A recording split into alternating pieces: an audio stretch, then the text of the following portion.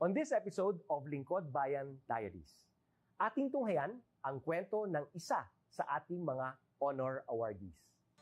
To be a CSC Pag-asa Group Awardee is such an honor. Hindi namin siya inasahan, so we just wanted to put names on the innovations na naibigay namin sa Davao de Oro. Ako po si Joycel R.O.D., Provincial ICT Officer ng Provincial Government of Davao de Oro, Team Leader ng eGov Technical Team. I'm George Danhil M. Duran, Computer Programmer 3. Ako po si Mr. Wilfredo M. Galagala, Information Technology Officer 2. Ako po si Antonio Isimini, Information Technology Officer 2. Ako po si Antonio Salarda Jr., Computer Maintenance Technologist 2. Kay eGov Technical Team are employees of the Provincial ICT Office of the Provincial Government of Davao de Oro. So kami yung gumagawa ng mga systems and innovations and nagsusupport din sa mga na-implement na mga systems sa iba't ibang departamento ng probinsya. Marami kaming projects, actually our systems number up to 40. Especially during the pandemic, so doon talaga nakita on how useful ICT was. During that time, challenge talaga yung team to produce projects to sustain yung online na operations. So on our part, we tried exploring open source technology. Tapos marami kaming ina-explore na networks. So first yung system is yung CallDedoc. It's a teleconsulting system na na-implement during the COVID when the OPD services, yung outpatient department services were stopped. Nag-resort to teleconsulting. Another project mentioned is yung COVID testing information system. So just like any typical molecular laboratory na systems, ito ay data bank ng mga specimens na tinitest, tapos nagbibigay yung system ng result ng mga test. During pandemic, nagamit talaga siya kasi kailangan validated yung result, so QR coded yung aming test result. Isang very challenging project namin is yung household profiling and needs assessment. So, kailangan merong list ng mga possible recipients ng bigas, and then wala kaming updated list nun. So, kailangan in 1 month's time makaproduce kami ng system kasi magro-roll out ng survey sa buong probinsya. Nag-try akong mag-tap sa isang UN organization, yung UNDP. Tapos, nag-request ako kung pwede ba kaming turuan on how to do survey using Kobo Collect. And we were blessed, kahit wala kaming formal agreement, no monetary considerations, tinuruan nila kami. And in 1 month's time, na-produce namin yung app. And then after that, dire-diretso na po. Hindi rin namin ma-imagine na in 6 months' time, nakandak yung survey using employees only of the provincial government. So, nakamobilize kami ng mga 200 plus enumerators. Talagang nilibot yung entire province, 236 barangays, bahay-bahay yan. Tapos, nakuha namin yung data with maps. Na mapping namin yung mga households. So, and very appreciated po yung output ng systems. Kami nasa LGU, na-feel namin yung need na dapat ma-institutionalize yung ICT departments. Nasa digital age na tayo, so hindi pwedeng hindi tayo mag-upgrade or mag-adapt ng ICT. So basically, yung ICT, nagagamit siya para ma-optimize yung ating mga processes. Aside from that, yung interconnectivity, interoperability ng different offices, napapadali yun through ICT. So, talagang dapat i-leverage yung ICT ng any organization, not just the government. Kung mapansin nyo, lahat ng developed countries is naka-leverage talaga sila sa ICT. Maraming magaling sa Philippines, medyo may problema lang tayo dun sa interconnectivity and interoperability kasi parang nangyari, parang kanya-kanya yung mga LGUs, kanya-kanyang innovations. And if you can see from the national, paiba-iba yung mga systems hanggang dun sa baba. So, yun din isa sa panawagan namin, sana magkaroon ng uniform na standards and protocols in developing systems para hindi masayang yung mga efforts ng mga nasa baba. Okay, my message to my fellow public servants, so let us continue to be a gift. Di ba, pag gift ka, maganda ka, mapapasaya mo yung recipient, kay magiging useful ka sa recipient. So, isa lang yun sa palagi kong isinasa puso, no? Continue to adapt to the change, especially in ICT innovation. Even though marami tayong challenges na related to it, just continue to adapt to the ever-changing progress in technology. Kaya ang masabi ko lang sa mga kawani ng gobyerno, kung trabaho tayo, gawin natin talaga yung nasa puso natin. Gawin mo lang ang dapat mong gawin upang kung ano mang gusto mong maitulong para sa bayan. Na patuloy lang natin ang ating mga mabubuting gawain sa gobyerno para sa ating mga kababayang Pilipino. Kami ang eGov Technical Team ng Davao de Oro at ito ang aming kwentong lingkod bayani.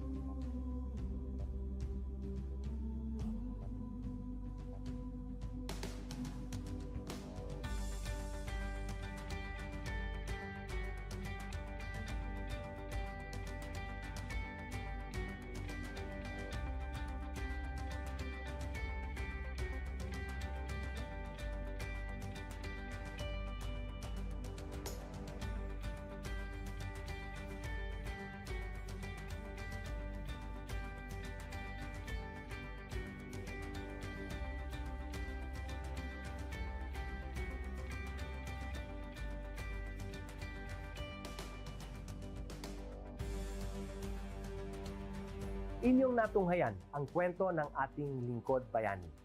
Kung ikaw ay may kilalang lingkod bayani, maaari siyang i-nominate sa Honor Awards Program ng Civil Service Commission.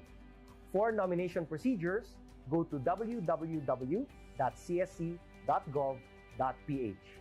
See you on the next episode of Lingkod Bayan Diaries.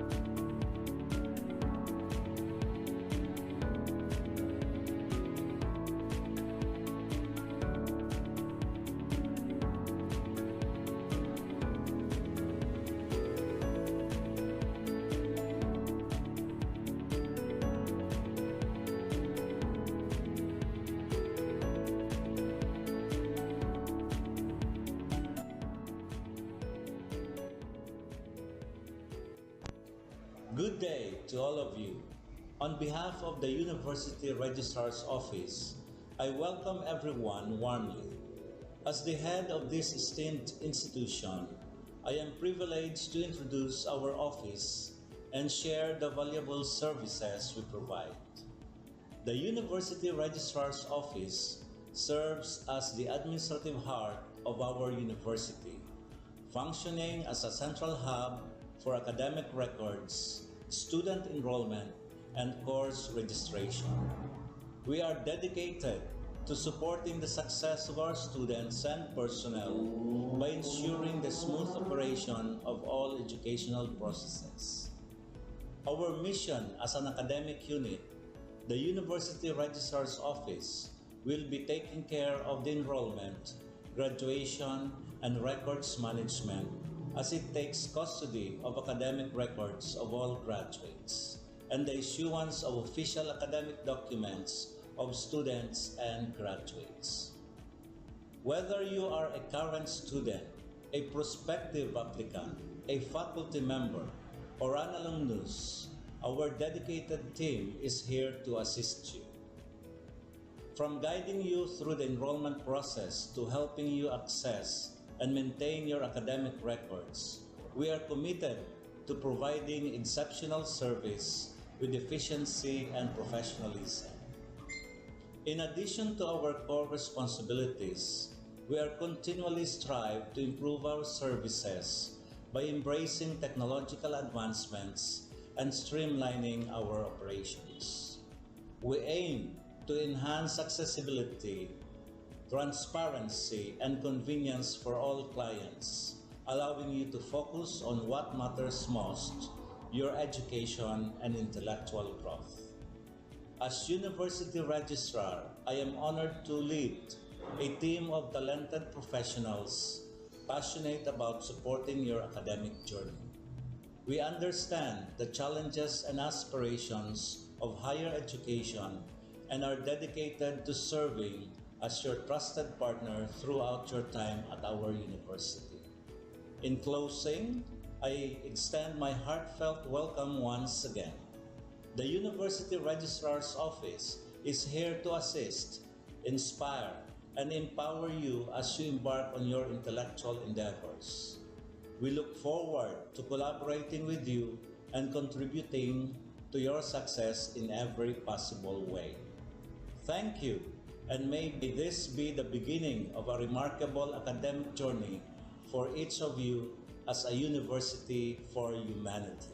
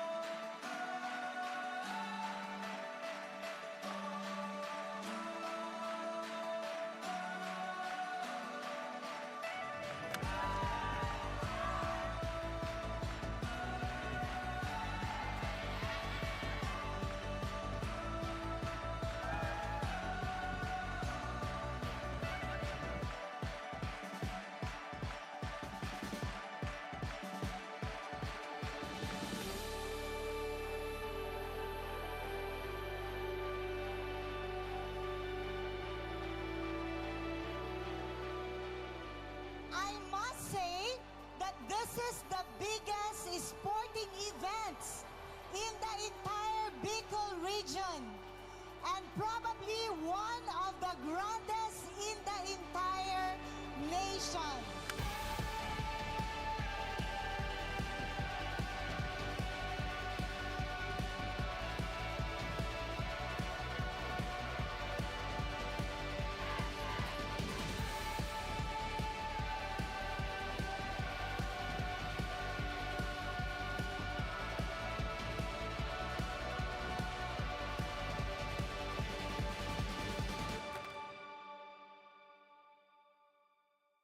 Bicol University takes its pride from its top-notch faculty, employees, and most of all, its unparalleled and diverse students.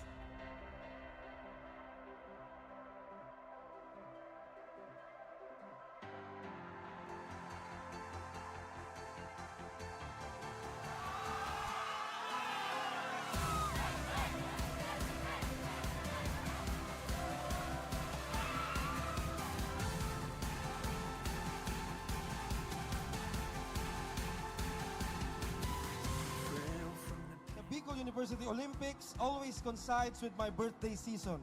I am very thankful for that. The youthful embrace that is on display during this event reinvigorates my sense of purpose as a public servant, as the young people occupy extremely important places in my ecosystem of governance. In short, I've spent my entire life helping build up this university, but I am not done, and neither should you be done, building up this great institution. To my Bicol University family, huwag na nating pabahabain pa. The 2023 Bicol University Olympics open!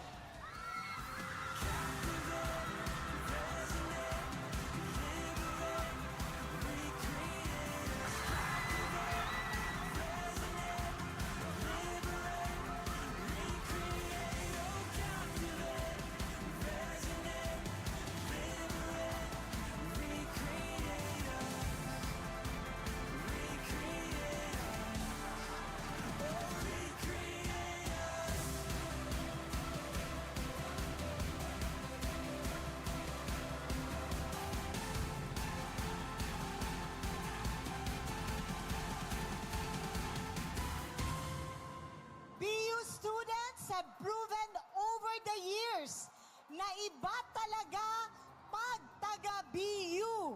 Certified Uragon pag BU Wenyo. We're climbing higher, we'll touch the fire. It's all that we know, we'll never let go. We're wild and free, got all that we need. We're flying right through, yeah, that's what we do. We're flying here, I see it so clear. We're up in the clouds like we're heroes.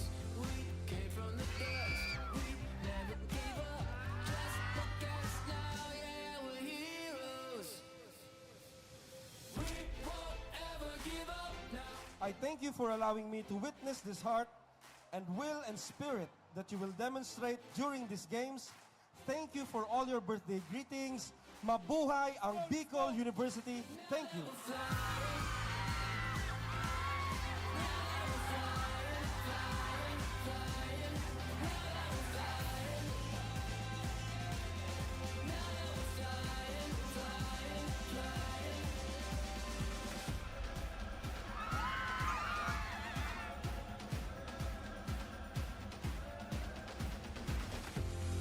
Finally here, I see it so clear. We're up in the clouds like we're heroes. We came from the dust, we never gave up. Just look at us now, yeah. Tandaan po natin, gaining friends and experience along is already a victory itself. May the force be with you all. Mabuhay ang Bicol University. Mabuhay ang BU Wenyos.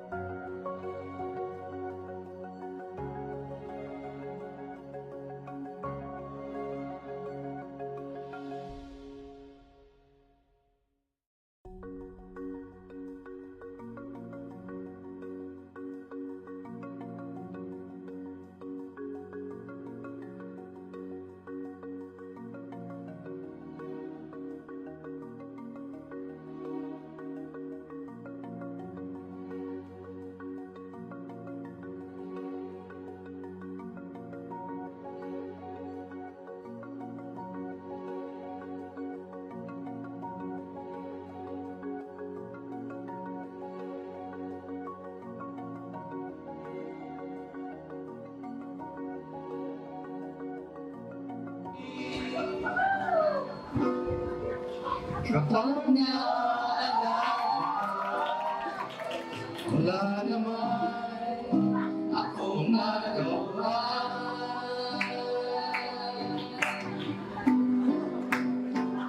Umuwi ka na, baby.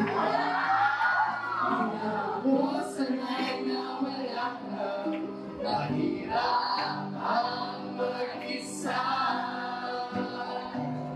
At sa gabi na hanap kita. Hanggang kailan ako maghihintay na makasama ka. Muli sa buhay ko, puno ng paghihirap. At laging ikaw lang ang umapawi sa mga luha. Naglalagay ng ngiti sa mga labi. Di mapigilan ang isip.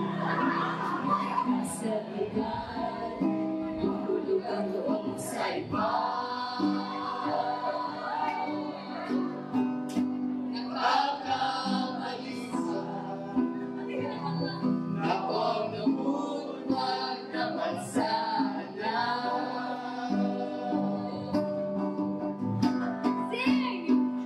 Umuwi ka na, baby. Hindi na ako sanay na wala ka. Mahirap ang mag-isa. At sa gabi na hanap-hanap kita. Hanggang kailan ako maghihintay na makasama ka. Muli sa buhay kong puno ng paghihirap. At sa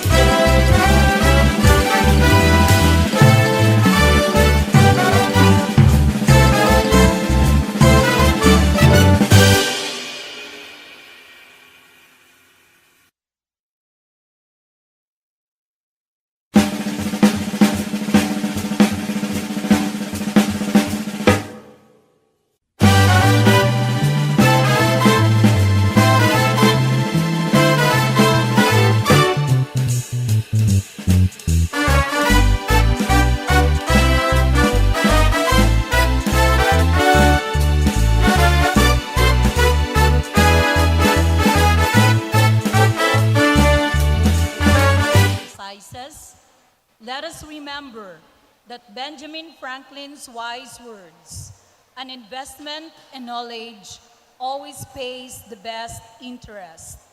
Today, we celebrate the extraordinary return on that investment, the transformation of dreams into reality. Our graduates embark on a new chapter filled with success and limitless possibilities. Let us honor their remarkable accomplishments and celebrate this moment of triumph. Today is a day of immense joy as we celebrate the culmination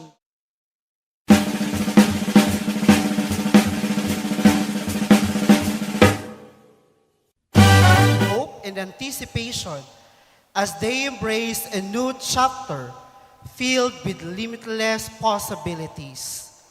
To our esteemed commencement speaker, members of the Board of Regents, Bicol University officials, deans and directors, honored guests, dedicated faculty members and non-teaching personnel, proud families, and most importantly, our remarkable graduating class, good afternoon. Welcome to the 54th commencement exercises of Bicol University, Tabaco, with the theme, exemplifying professionalism and versatility in an era of connectivity, a challenge to be graduates as stewards of humanity. Friends, ladies and gentlemen, the processional.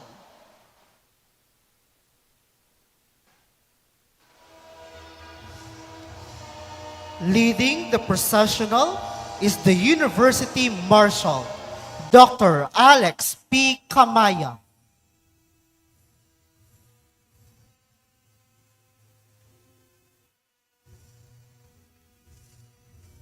The University Registrar, Dr. Ramses M. Lorino.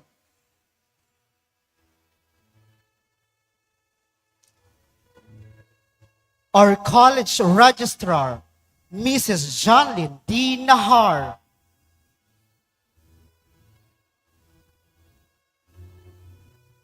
Our college marshal, Dr. Renan U. Bobiles.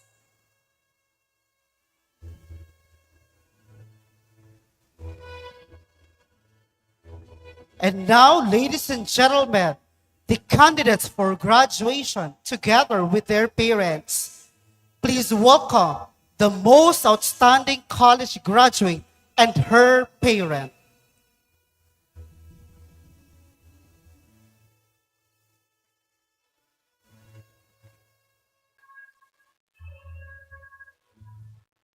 The honor graduates and their parents. The candidates for graduation from the Bachelor of Secondary Education.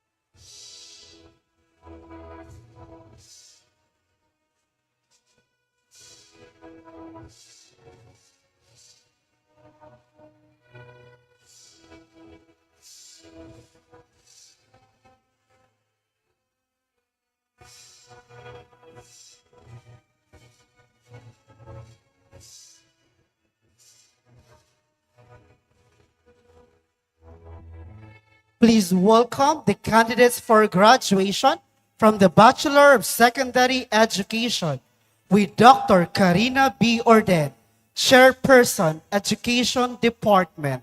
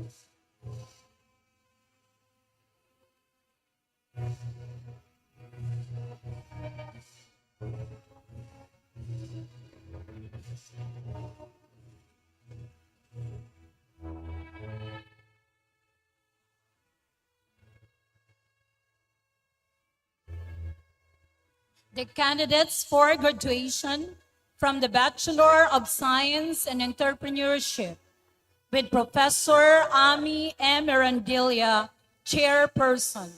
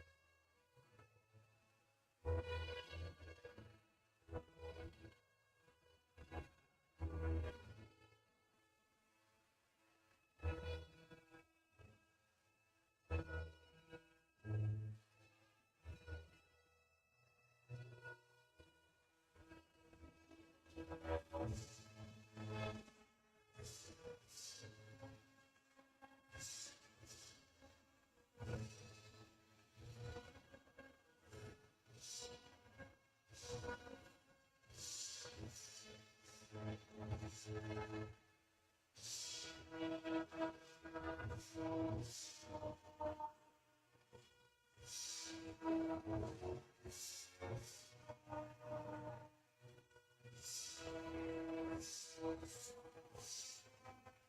candidates for graduation from the Bachelor of Science in Fisheries with Professor Maria Corazon R. Colliantes, Chairperson.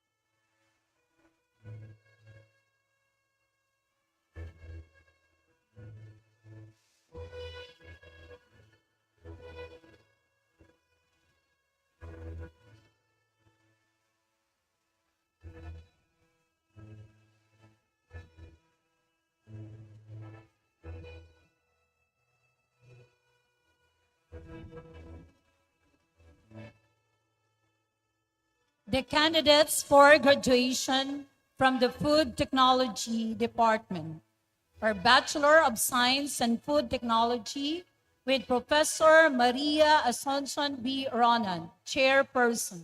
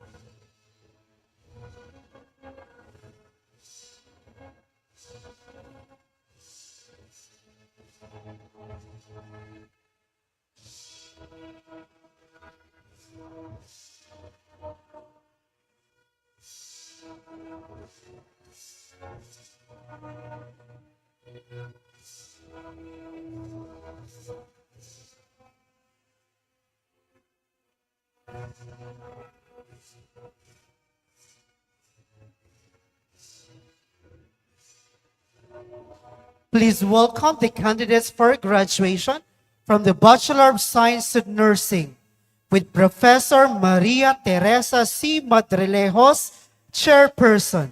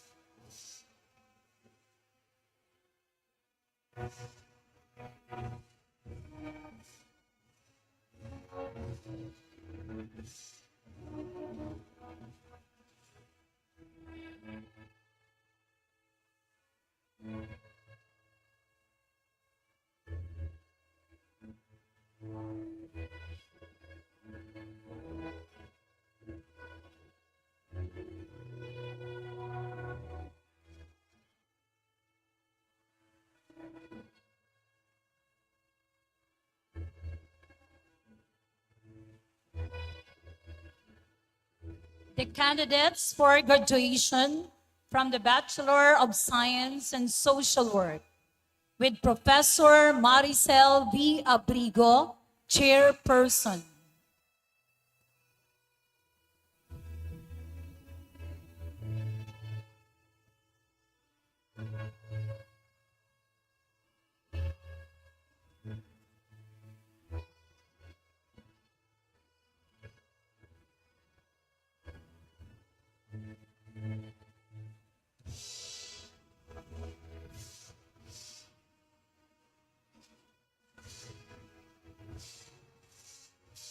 And now, ladies and gentlemen, the dedicated faculty members and non-teaching staff of Bicol University, Tabaco.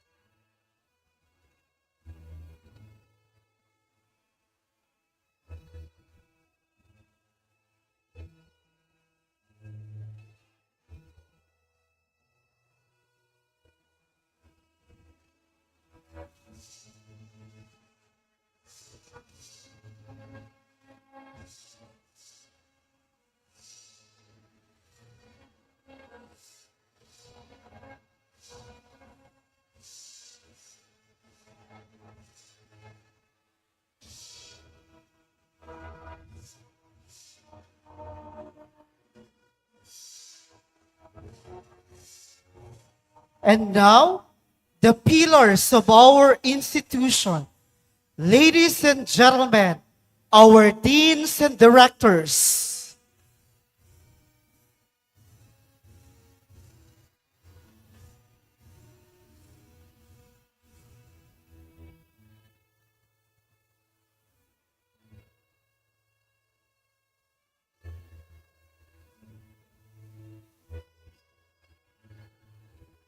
We also have our Bicol University officials and our vice presidents.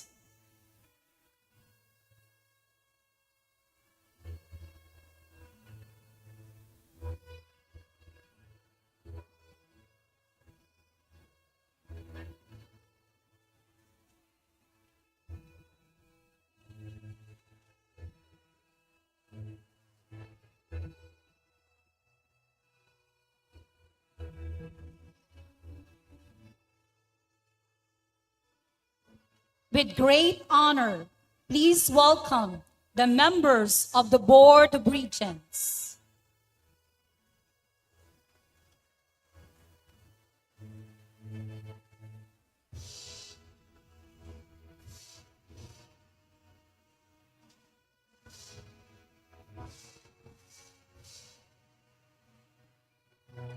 Our beloved Bicol University President, Dr. Baby Boy Benjamin D. Nebres III.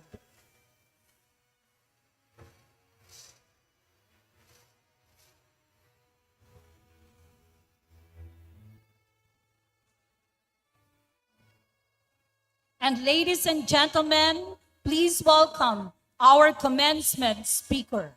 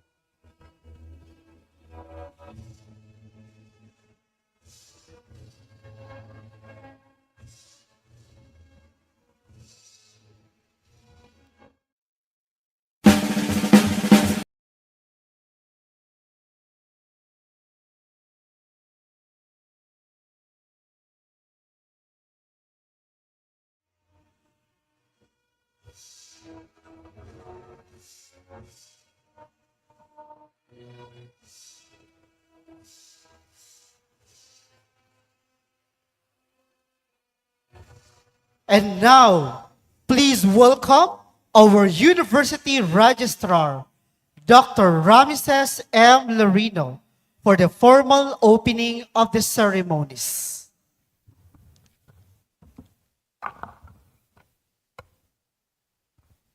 Our esteemed commencement speaker, Honorable Cielo Crisel Bilagman, City Mayor, Tabaco City, Albay, the honorable members of the Bicol University Board of Regents, Dr. Ethel Agnes P. Valenzuela, CHED Commissioner and Chairperson, Bicol University Board of Regents, Dr. Baby Boy Benjamin D. Nebres III, SUC President 4 and Vice Chairperson, Bicol University Board of Regents, Honorable Mark O. Go, Chairperson, Committee on Higher and Technical Education, House of Representatives, represented by Honorable Joey Sarte Salceda, Representative, the 2nd District of Albay.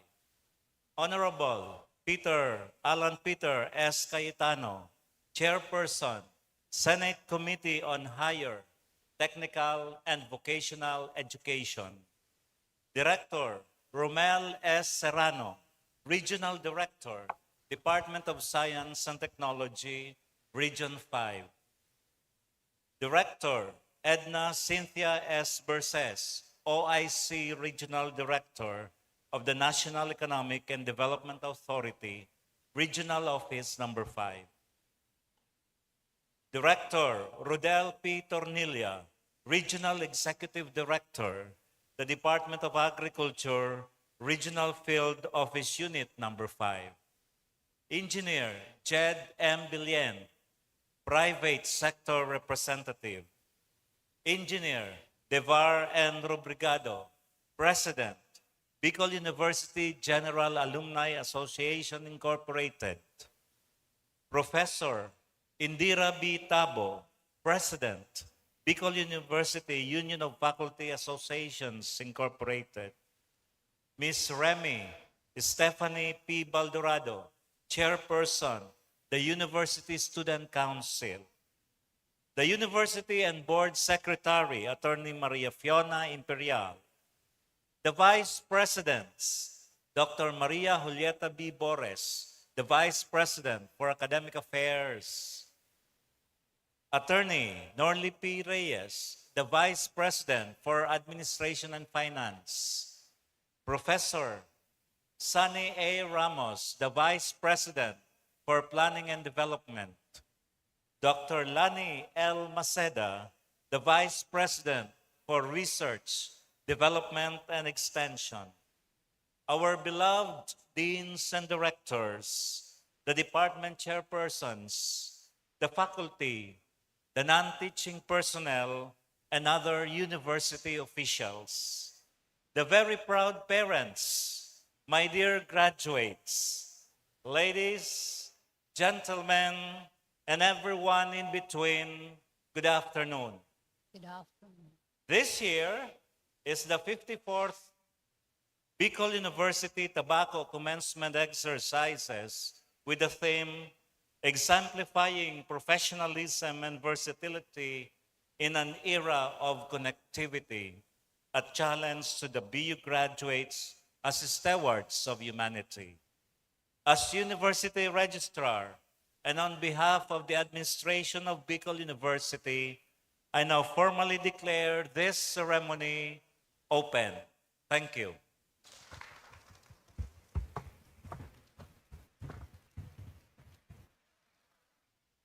And now, please all rise to pay respect and honor to our flags. Ladies and gentlemen, the entrance of colors by the Bicol University Tobacco ROTC unit.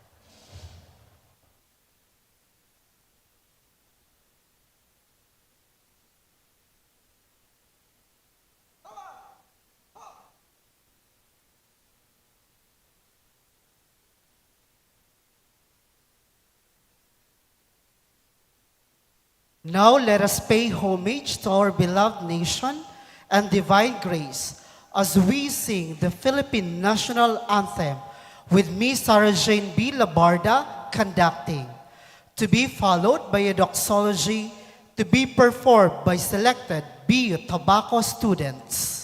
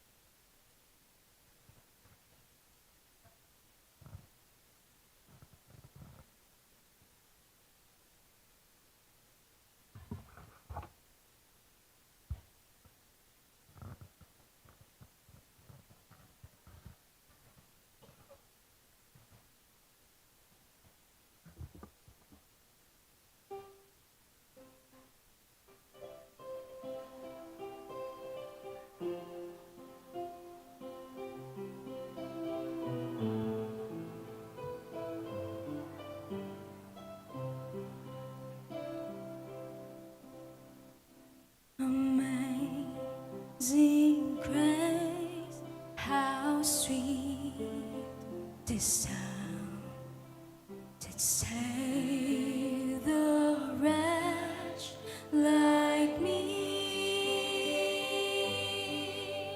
I once was lost, but now I'm found. Was blind, but now I see.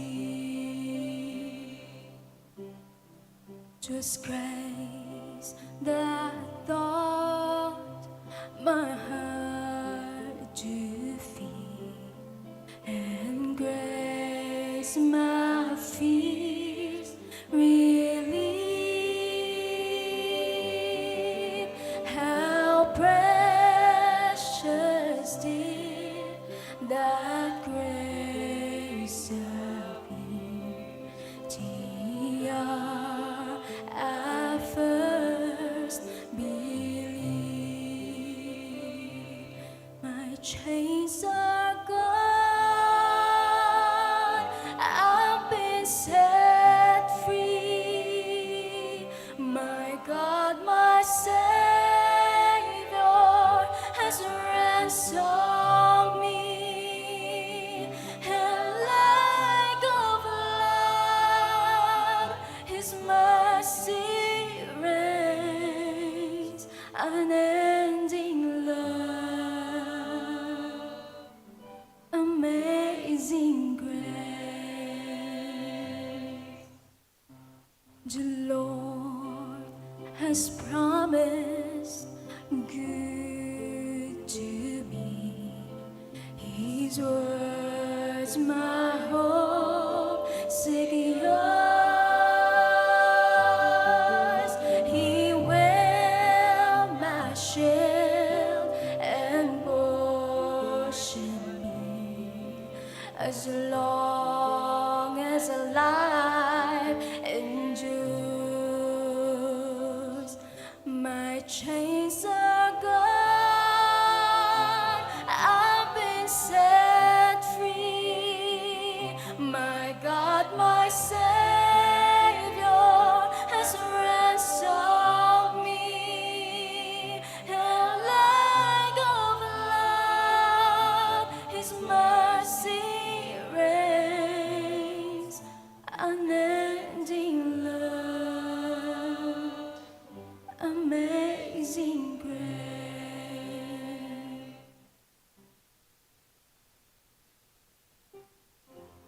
Lord God, the Almighty, the Creator, the source of wisdom, truth, and love. At this official gathering of the 54th commencement exercises of Bicol University, Tabaco, we humbly come to you to acknowledge all the blessing you bestowed upon all the people here present. We ask you to be in our midst and bless the parents, we pray. Bless the graduating class, we pray. Bless the faculty and staff, we pray. Bless all the officials of the university, we pray. And in thanksgiving, we praise you. And to you, God, be the glory. To the Father, to the Son, to the Holy Spirit. Amen.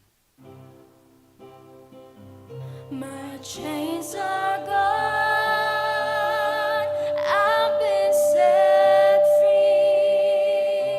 My God, my Savior has ransomed me, and like a flood, His mercy reigns, unending love, amazing grace,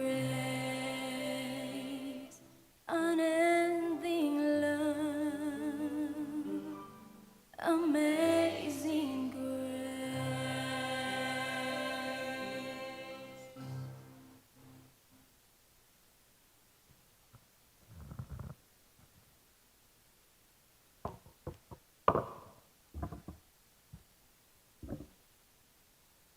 And now, One of the most significant moments in every graduation ceremony has come. The presentation of candidates for graduation by Dr. Maria Gisela N. Mortega, Dean, Bicol University, Tabaco, to be followed by the conferment of titles and degrees by Dr. Baby Boy Benjamin Nibres III, SUC President for Bicol University. Mr. President, as Dean of the Bicol University, Tabaco, I have the honor to present to you for conferment 400 candidates for graduation this second semester school year 2023-2024 for the following degree programs. 85 for Bachelor of Science in Nursing with 15 cum laude.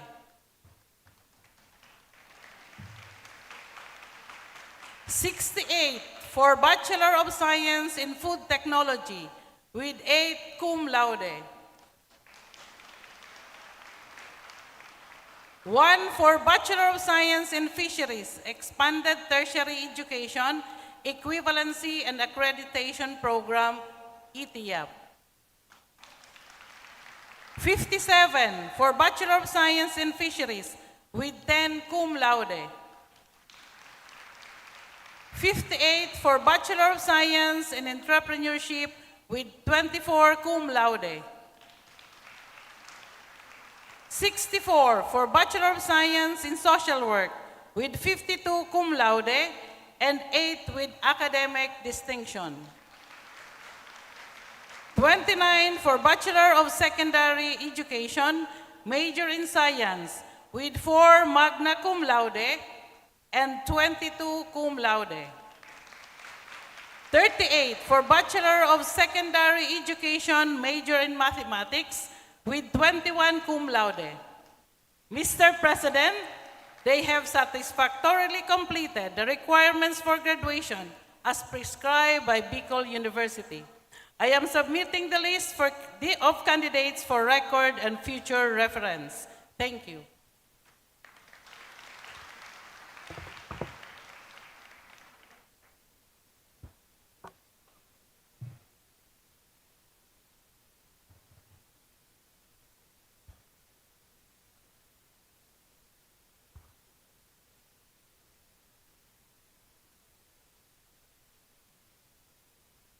By virtue of the powers vested in me by the Bicol University Board of Regents as Bicol University President, I now confirm you, BU Tabaco Batch 2024, graduates of your respective degrees with all the rights and privileges, responsibilities and obligations thereunto appertaining. Remember, be a BUeño with positive character. Congratulations. Thank you very much, sir. At this very moment, you are now officially called graduates. With that, a warm congratulations to our students. Let us give them again a resounding applause. And now, the imposition of BU Alampay to the baccalaureate graduates. May we call on our Vice President for Academic Affairs, Dr. Maria Julieta B. Bores, to do the honors.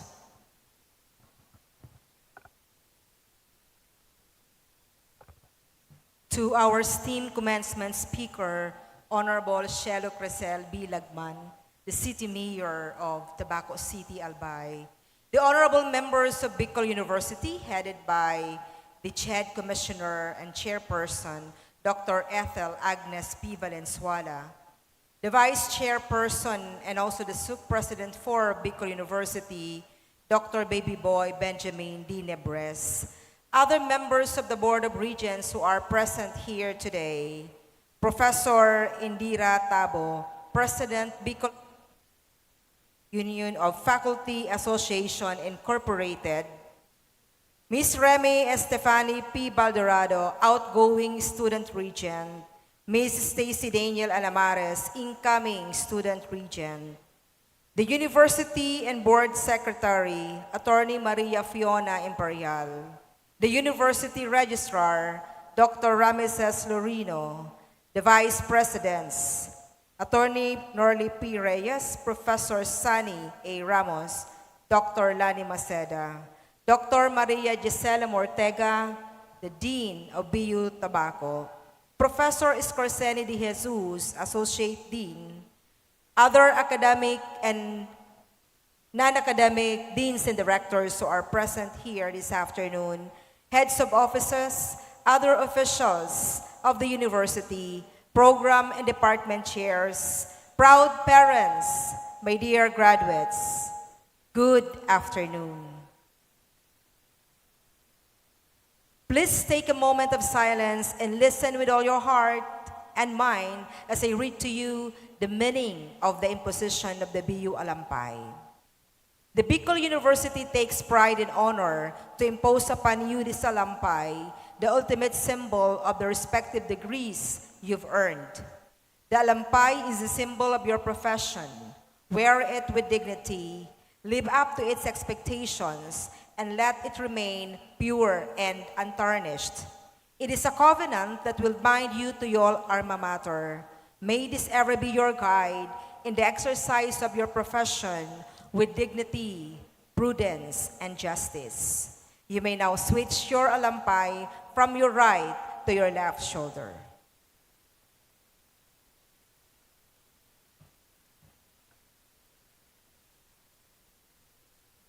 Class of 2024, congratulations.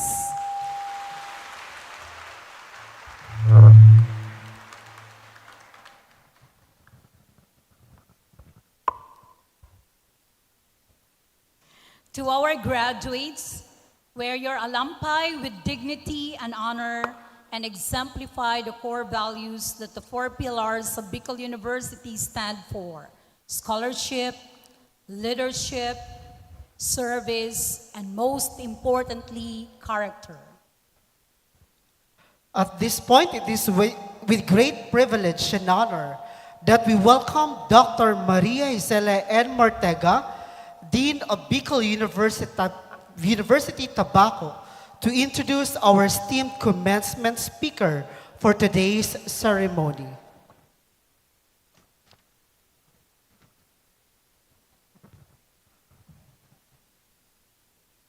To our beloved President, Dr. Baby Boy Benjamin D. Nebres III, our guest speaker for this 54th commencement exercises, who I will introduce later, members of the Board of Regents, our Vice President for Academic Affairs, Dr. Maria Julieta B. Bores, Attorney Norly P. Reyes, the Vice President for Admin and Finance, Dr. Lani Maceda, the VP for Research, Development and Extension, the VP for Planning and Development, Professor Sunny A. Ramos, our University Registrar, Dr. Rameses M. Lorino, the Associate Dean of BU Tabaco, Professor Scorseni de Jesus, Deans and Directors, other BU officials, BU Tabaco Department Chairpersons, faculty and staff,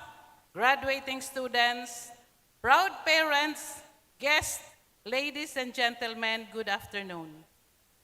Graduation ceremony is one of an important milestone that is achieved to attain success in your chosen field to capture your goal and dreams.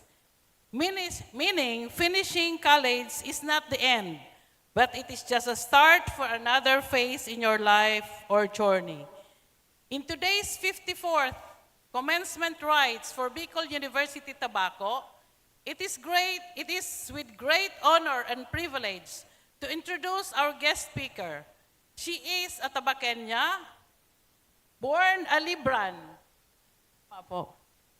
a Scorpion, sorry, who always go for balance and equity because she was born on November 9, 1968.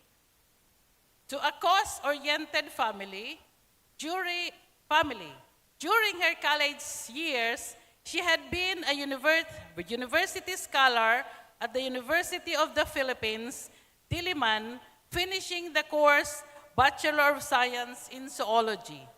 In like manner, she also graduated magna cum laude with a Bachelor of Science in Nursing and Public Health from Newman University, Aston, Pennsylvania, USA, as a recipient of the Excellence and Leadership Award. She is also registered in the Who's Who in American University and colleges. She also attended the John F. Kennedy School of Government in Harvard University, Cambridge, USA, where she completed an executive program on leaders in development. More inspiringly, she took several courses on strategic leadership and management for population and reproductive health and advances in health communication and advocacy. In Bloombridge School of Public Health and Center for Communication Program, Johns Hopkins University, Baltimore, Maryland, USA. Was granted a Hubert Humphrey Fellowship in Public Policy and Global Health under the Fulbright Program in Emory University, Atlanta, Georgia, USA. In 2015, she completed her Master in Public Administration and Governance at the University of the Philippines, National College of Public Health Administration and Governance.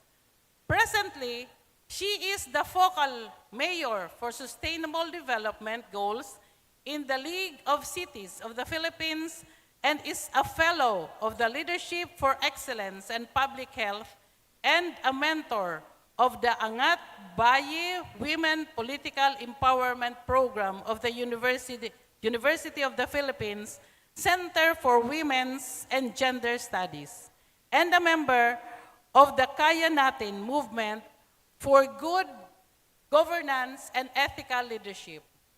As to her dedication to public service, she had been the congresswoman of the 1st District of Albay from 1998 to 2004, a member of the Sangguniang Panlalawigan and director of National Liga ng mga Barangay during her 6 years term in the Congress. During those times, she was able to pass into law several priority measures. To name a few were RA 2020, the Act Creating the City of Tobacco, RA 9242, an act mandating the use of tropical fiber for uniforms of all government employees, RA 9208, an act of criminalizing trafficking in persons, RA 9262, the Violence of Women and Their Children Act, RA 9231, the Special Protection of Children Against Child Abuse, Exploitation and Discrimination Act. And even until now, this very moment, she's still dedicated to serve. She is the eldest child of the representative of the 1st District of Albay, Honorable Congressman Edsel C. Lagman, and Mrs. Maria Cielo Burse Lagman, a very successful and industrious public servant, the first ever elected lady city mayor of Tabaco in 2007 and served until 2013 and was re-elected in 2016 until the present. My dear graduates, ladies and gentlemen, please help me welcome with a resounding round of applause our 54th commencement speaker, the ever-industrious, warm-hearted, lovable Mayor of Tabaco, from Siyudad ng Pagkamuot, City of Love, the Honorable Mayor Grisel Cielo Lagman.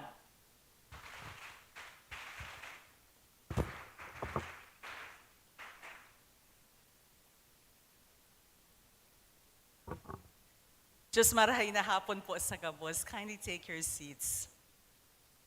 Thank you, Dean Mortega. It was exactly almost 2 months. It was May 20 when I received a text message from our dear President, President Benji. I was at the airport then. My flight was canceled, but they said that there will be a special flight for us, so I stayed on. And then I received a text message from our good president. And then he asked me, I called him, and then I wanted to know what it was.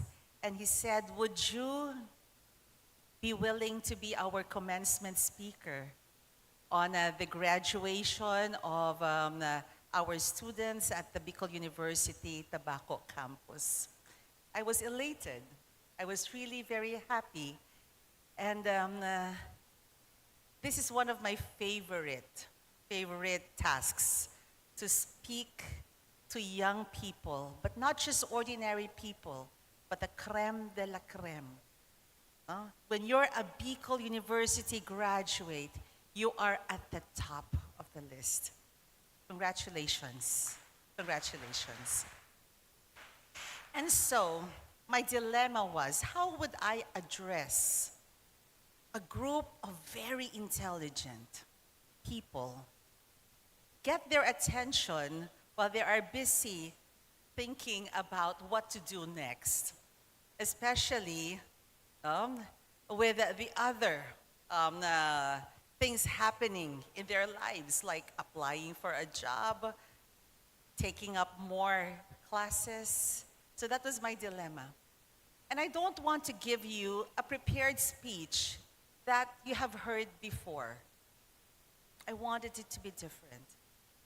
And so I looked back at all my past speeches, and I saw this message. And I'd like to share this with you this afternoon.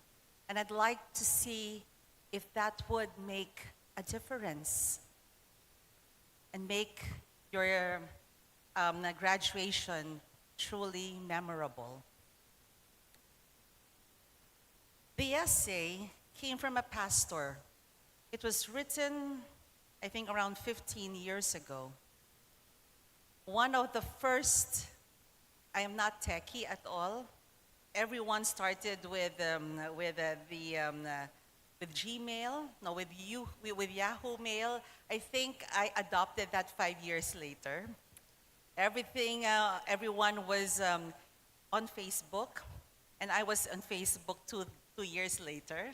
So, Ma'am Boris, medyo delayed ako pag-abot sa paggamit ng social media. But this I read from one of the posts on social media. And the title is The Paradox of Our Time. Are you familiar with this? Okay. If you are, then it will be good to refresh our memories. The paradox of our time. The paradox of our time in history is that we have taller buildings but shorter tempers. Wider freeways but narrower viewpoints. We spend more but have less. We buy more but enjoy less. We have bigger houses but smaller families. More conveniences but less time. We have more degrees but less sense. More knowledge but less judgment. More experts, yet more problems. More medicine, yet less wellness. We drink too much, smoke too much, spend too recklessly, laugh too little, get too angry, drive too fast, stay up too late, get up too tired, read too little, watch TV. This was 16 years ago. Ngunyan ba ko na TV, no? And pray too seldom. We have multiplied our possessions but reduced our values. We talk too much love too seldom, and hate too often. We have learned to make a living, but not a life. We've added years to life, but not life to years.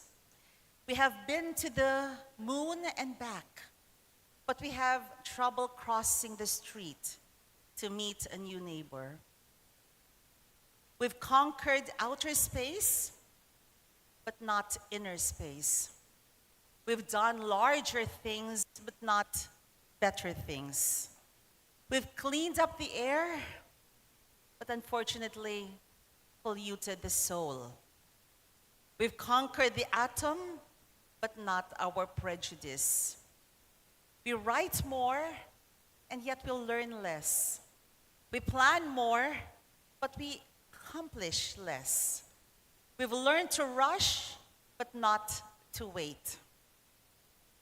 We build more computers to hold more information and to produce more copies than ever before. But we communicate less and less. These are times of fast food and slow digestion. Big men, but small character. Steep profits and shallow relationships. These are the days of two incomes, but more divorce. Fancier houses, but more broken homes.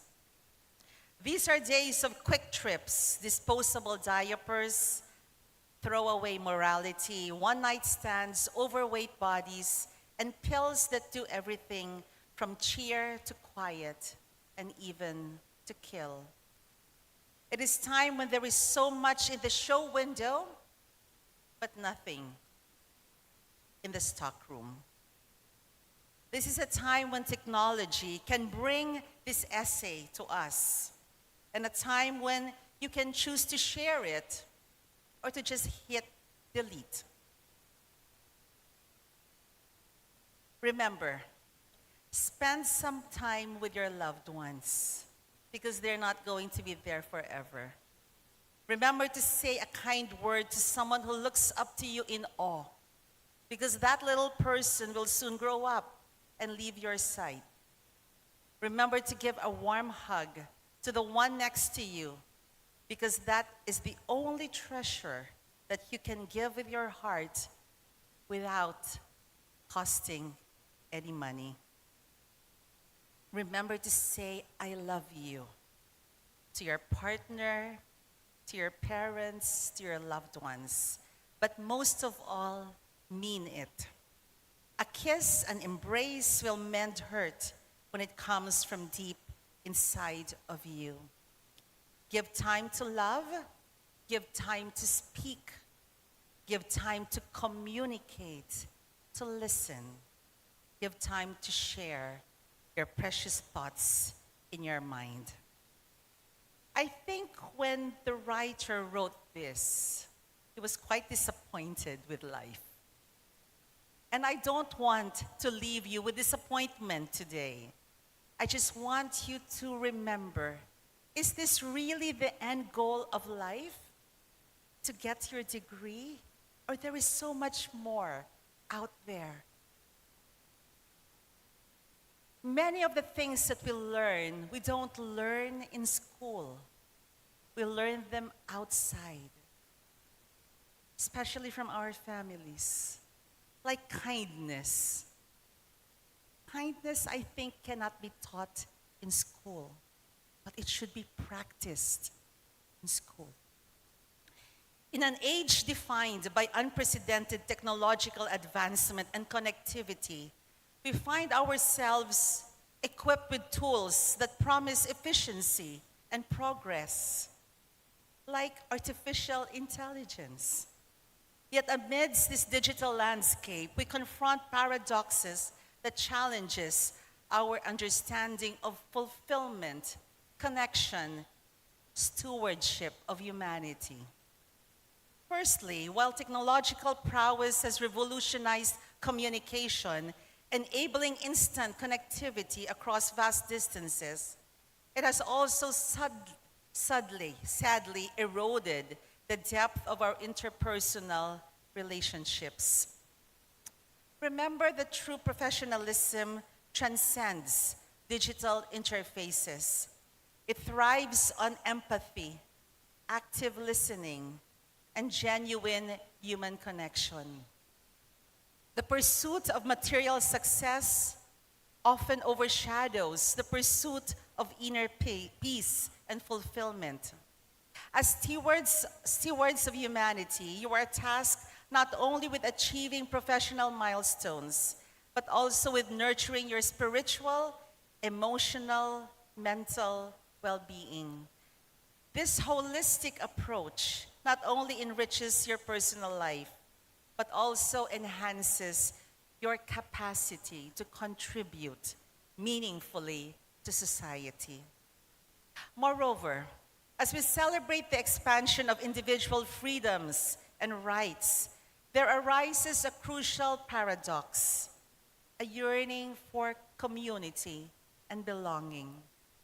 Professionalism in this era demands not only individual excellence, but also a commitment to the collective well-being and social cohesion of our communities. As graduates of Bicol University, you are uniquely positioned to bridge this gap, raising inclusive environments and advocating for the marginalized.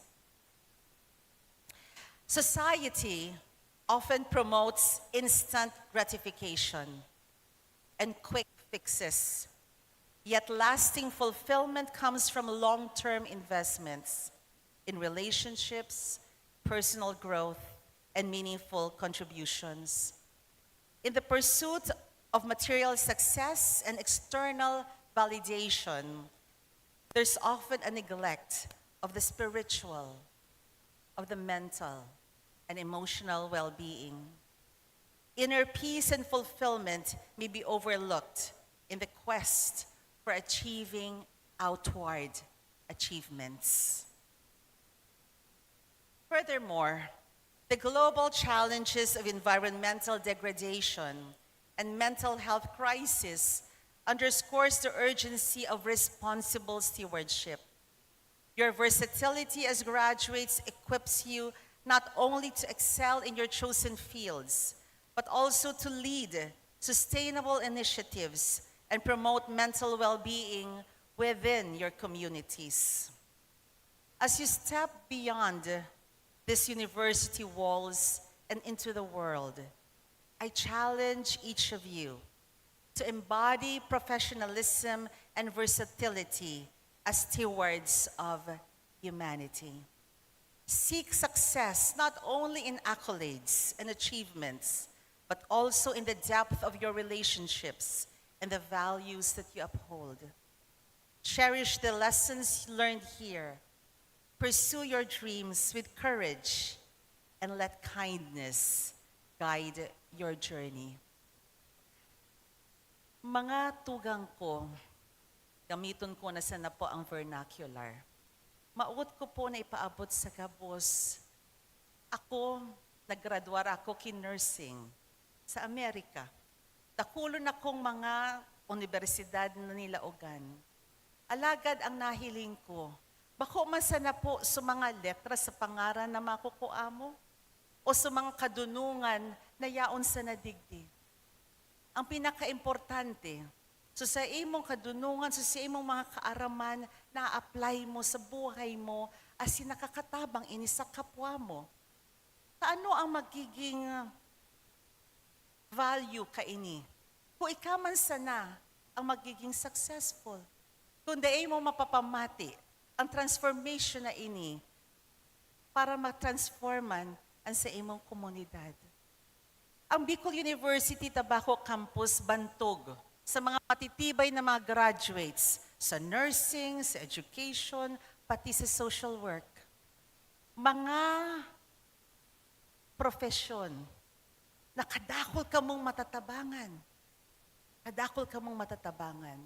Lugod man ang sa indong mga naokdan sigdi sa universidad, no? Maitabang nindo sa setuyang komunidad. Digdi sa na po sa tabako, kaya na-mention ko ini, as in, may impact ini sa kuya, going back, no? Dahil sa anom na bulan pa sana, poon Enero hanggang ngunyan, no? Na June, bako pa July, may 10 na po na nag-commit ki suicide. Digdi sa banwaan kan tabako. Day po namimili ki edad. Igwa po na less than 20, igwa man po na more than 50. Anong gigibuhon sa siring kaining komunidad? Sa hiling ko, importante, nakabali kita.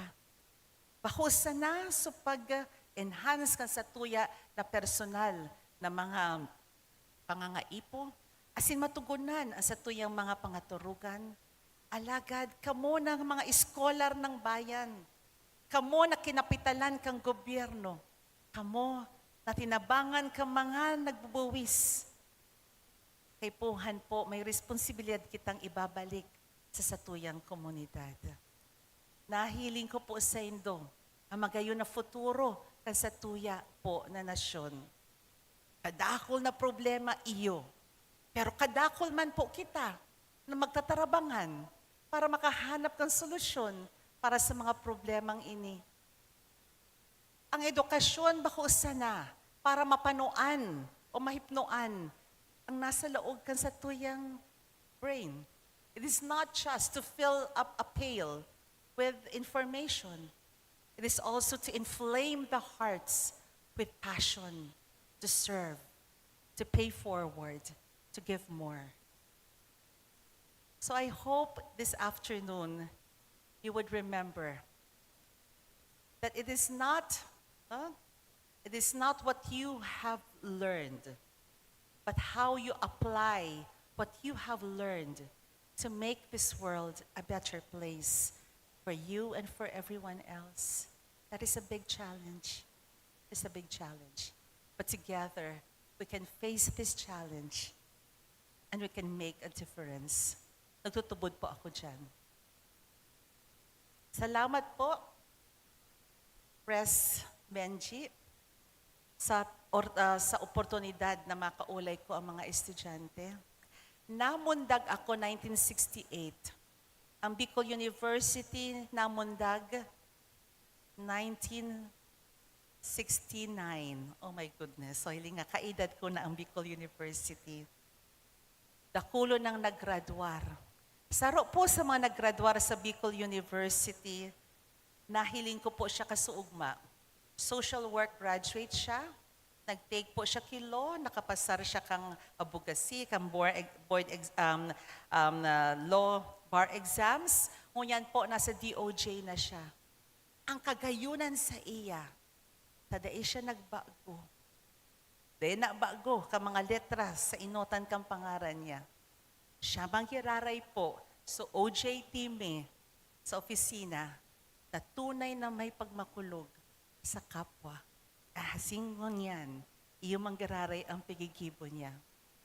Magayunon pag-isip-isipon na arog man kamo kaiyan that you will give back to your communities. Diyos mabalos po sa pagdangog. Again, congratulations sa Indogapos.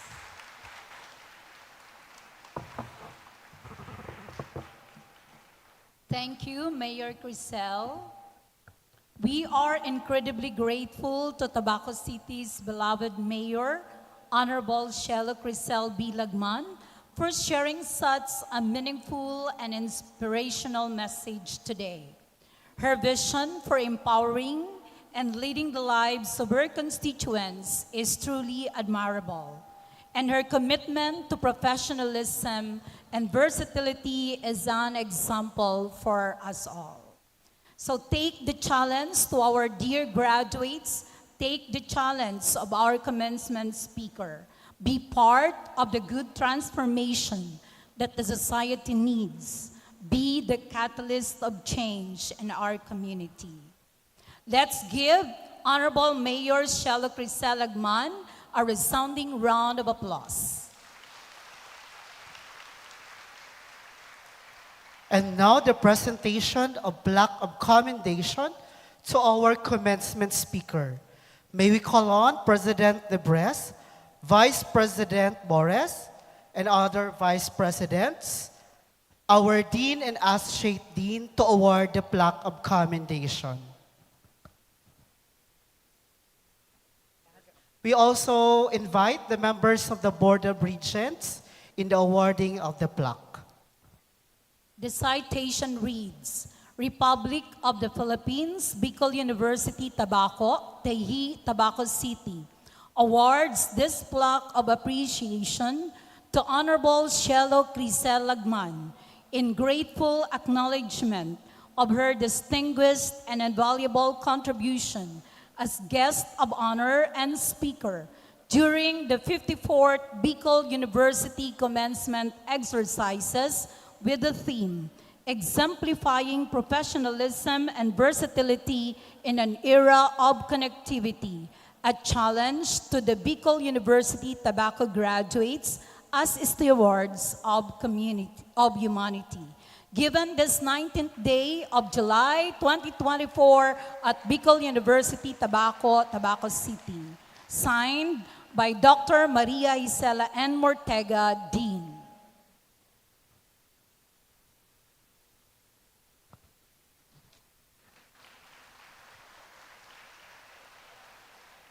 Again, thank you very much, Mayor, and also to our university officials and members of the Board of Regents.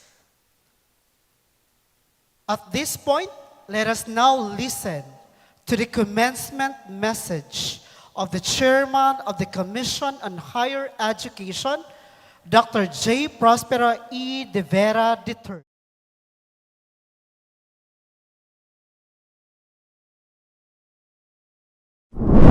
Sa ngalan ng Commission on Higher Education, binabati ko kayong lahat, ang graduating batch ng 2024. Isang malaking karangalan ang makasama ko kayo sa pinakamahalagang araw ng inyong pagtatapos.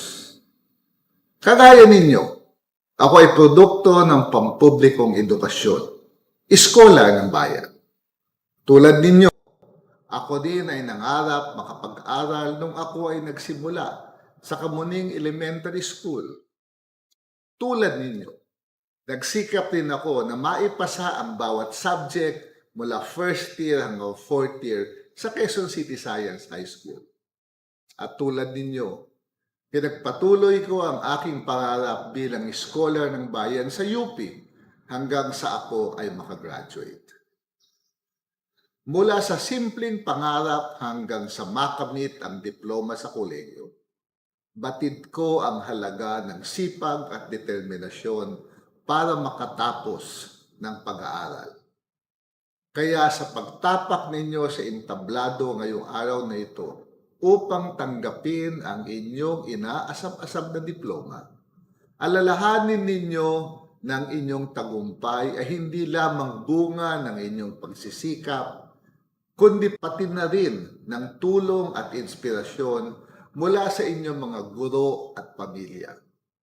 Kaya siguruhin ninyo na huwag palampasin ang araw na ito na hindi nagpapasalamat sa inyong mga guro at lalong-lalo na sa inyong mga pamilya.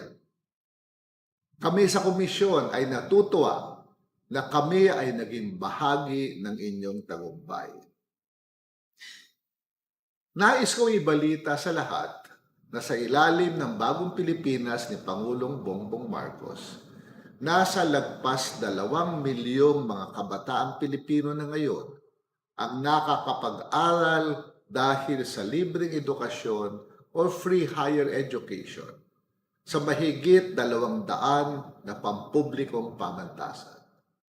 Mayroon ding mga 700,000 mga estudyante ang nakakakuha ng scholarship at dagdag na ayuda tulad ng tertiary education subsidy, tulong-dunong, medical scholarship, merit scholarship, at iba pang tulong sa mga pampubliko at pampribadong pamantasan. Makakaasa kayo na tuloy-tuloy ang libreng edukasyon sa ilalim ng Administrasyong Marcos. Makakaasa kayo na sisiguruhin ng Chair na mabibigyan ng pagkakataon ang bawat batang kabataang Pilipino na nangarap, magpupursige at magtatagumpay na matapos ang kanyang pag-aaral. Bilang produkto ng public education, hinihikayat ko ang lahat ng magtatapos na maglingkod sa ating bayan at tumulong sa ating pag-unlad. Kayo ay may kakayahan at responsibilidad na maging bahagi ng pagbabago para sa mas magandang kinabukasan ng ating bayan. Sa paglipas ng mga taon, ang mga state universities at colleges ay nagsilbing napakahalagang instrumento upang makapag-aral ang napakaraming mga Pilipino. Kaya't sa mga guro at opisyal ng mga state universities and colleges, taos-puso akong nagpapasalamat sa inyong dedikasyon at pagsisikap.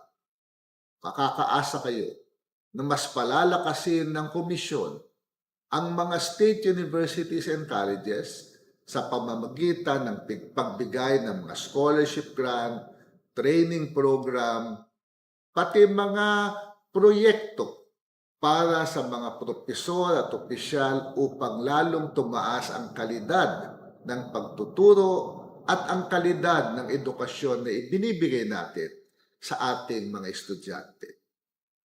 Muli, sa ating magtatapos, congratulations sa inyong lahat. Kayo ang mga mukha ng bagong Pilipinas.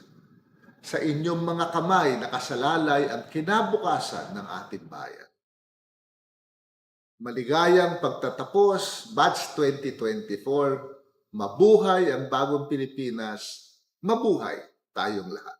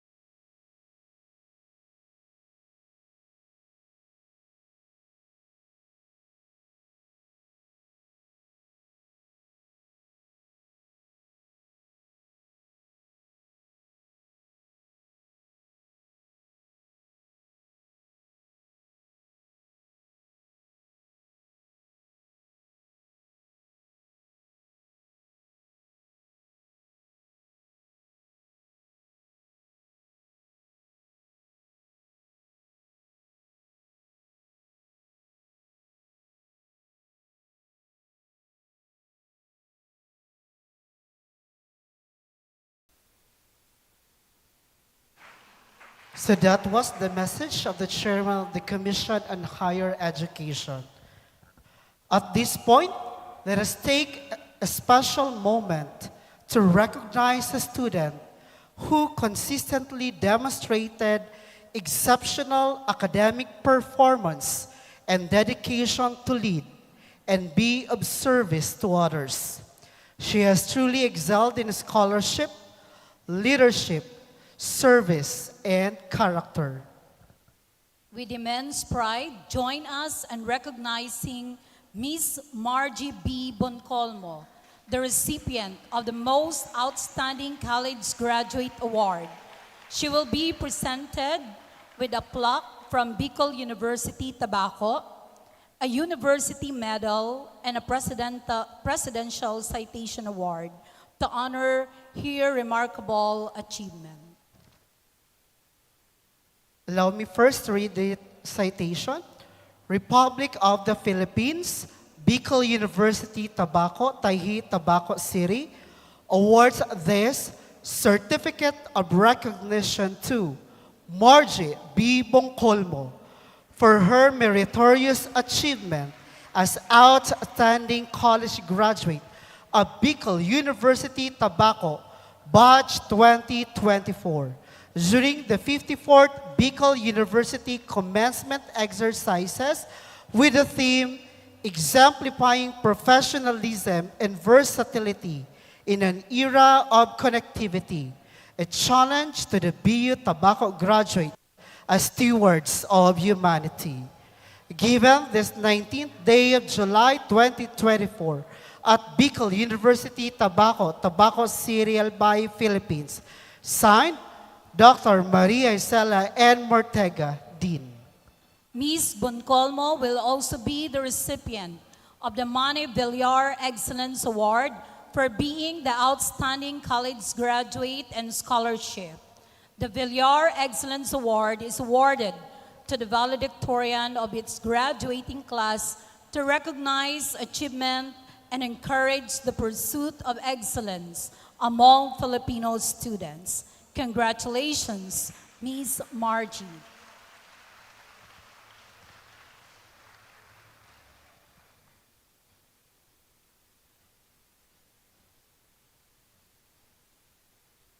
Let us now celebrate the accomplishments of our graduates who have distinguished themselves through exceptional dedication and diligence in their academics. Ladies and gentlemen, the awarding of certificates and medals to our honored graduates.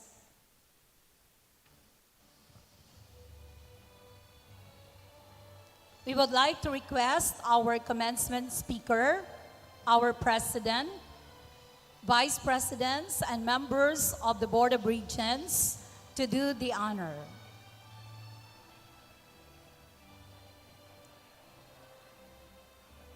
Ms. Margie Bocalig Boncolmo, magna cum laude. Janelle de los Santos Vergara, magna cum laude. Merusa Faith Borabo Buendia, magna cum laude.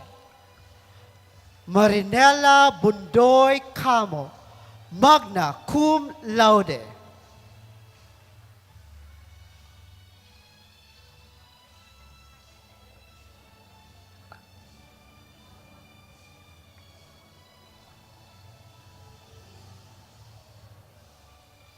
Bachelor of Secondary Education, major in Mathematics. Janelle May B. Imperial, cum laude. Vincent Esmabe, cum laude. Alexandra Canyon Solis, cum laude.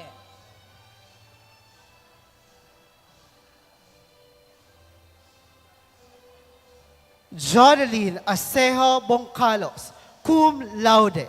Merla Ebron Bonavente, cum laude. Leslie Buling Borlagdan, cum laude. Eliza Grace Saran Zapanta, cum laude. Naomi de la Peña Flores, cum laude.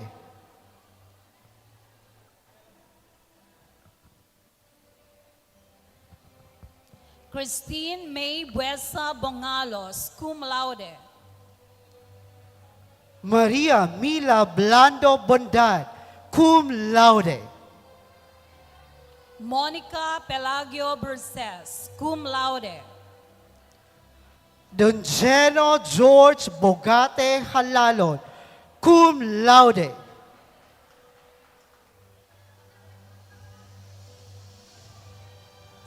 Janeline Burse Coral, cum laude. Erica May Bragais, cum laude. John May Foliero Toca, cum laude. Lawrence Calios Claudio, cum laude. Ella Jodeline Lorico Borjal, cum laude. Clarice Villar Mangaring, cum laude. Robi Joy Bias Carullo, cum laude. Angel Riantaso Toscano, cum laude. Joan Bibon Briguela, cum laude.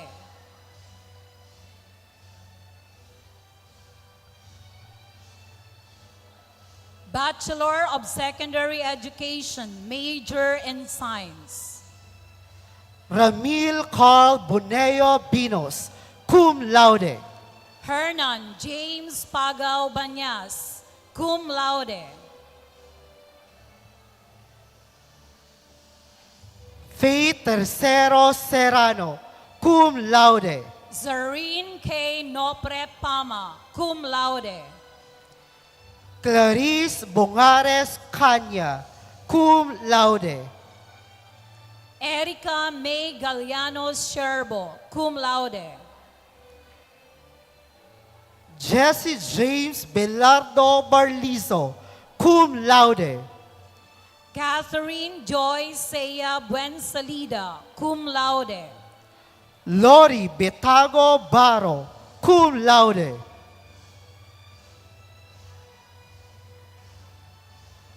Chrisline Vista Buesing, cum laude. Lori B. Kabilugan Brusola, cum laude. Feby Kate Abado Enciso, cum laude. Edlin Borlagdan Brasilia, cum laude. Romela Bermas Bronyosa, cum laude. Mark Louis Balete Salamor, cum laude. Rose Ann Bichaida Campullo, cum laude. Jana Botilo Buelia, cum laude. Nessie Tercero Benitez, cum laude. Ruby Joy Coprada Barrias, cum laude. Laika Hasildo Buban, cum laude. Maria Ara Competente Condino, cum laude. Risa Buesa Brosa, cum laude.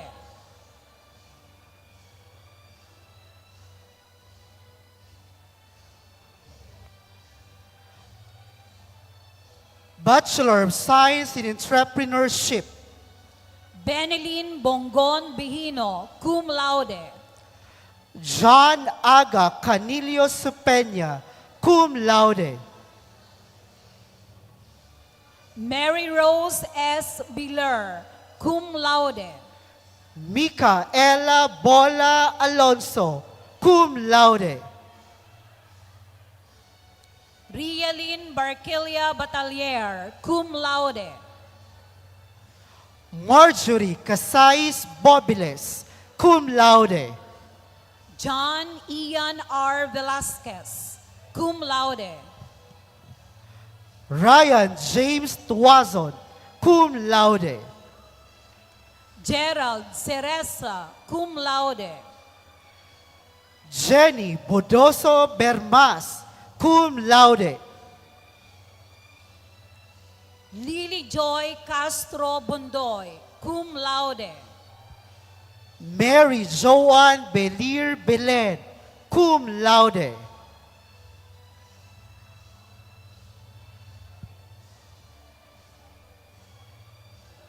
Hans Consolta Bornilia, cum laude. Judy Lynn Calusor Galicia, cum laude. Janet Boduso Bermas, cum laude. Janine May Liorca de Dios, cum laude. Lenny Borrero Cleofe, cum laude. Elaine Villegas Balan, cum laude. Jillian Nicole Latusa Jeros, cum laude. Kate Fiona Villar Villariña, cum laude. Angelica Bragais Rodriguez, cum laude. Angelo Carinan Baraquiel, cum laude. Timothy John Sumanting Belen, cum laude. Judy May Valenzuela Canya, cum laude.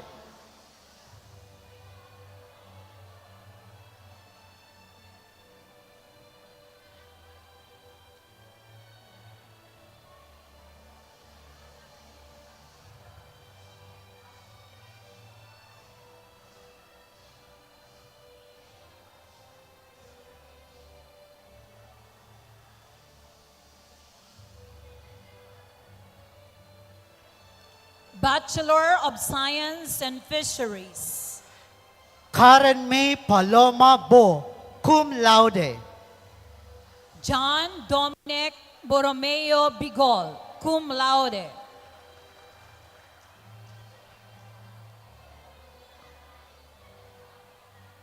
Monica Corrigal Cotara, cum laude.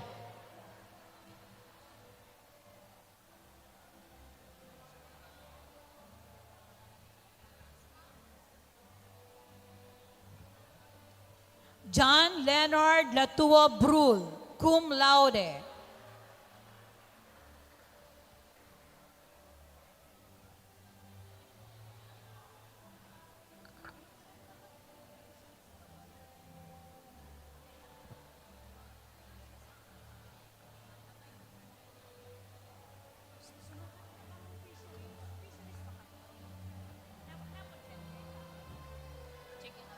Rica Braga Cerdeño, cum laude. Sheena Madrona Canapit, cum laude. James Peter Tundag Banyares, cum laude.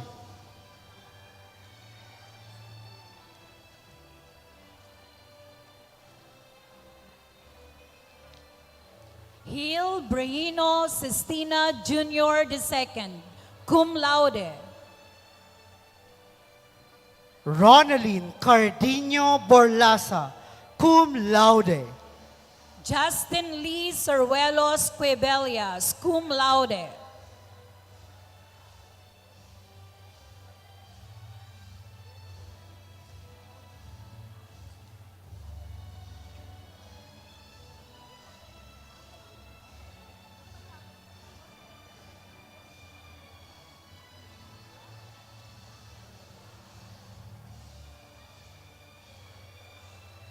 Bachelor of Science in Food Technology. Prime Joshua Laride, cum laude.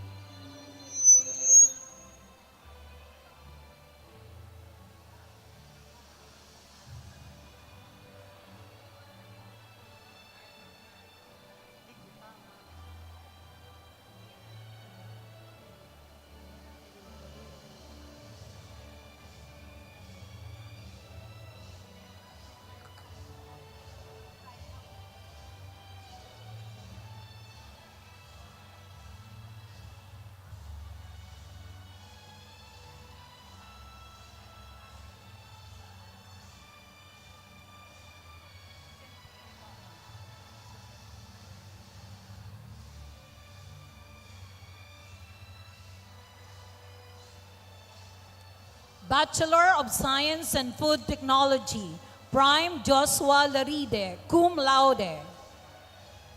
John Lloyd Dalma Buates, cum laude. Jillian Loren Benisa Batalla, cum laude.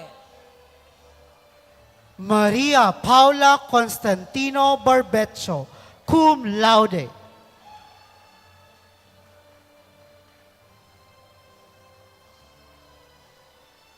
Army Bermaz, cum laude. Giselle Baria Curpos, cum laude. Christy Jade C. Bermundo, cum laude. Mary Joyce Tanes Medina, cum laude.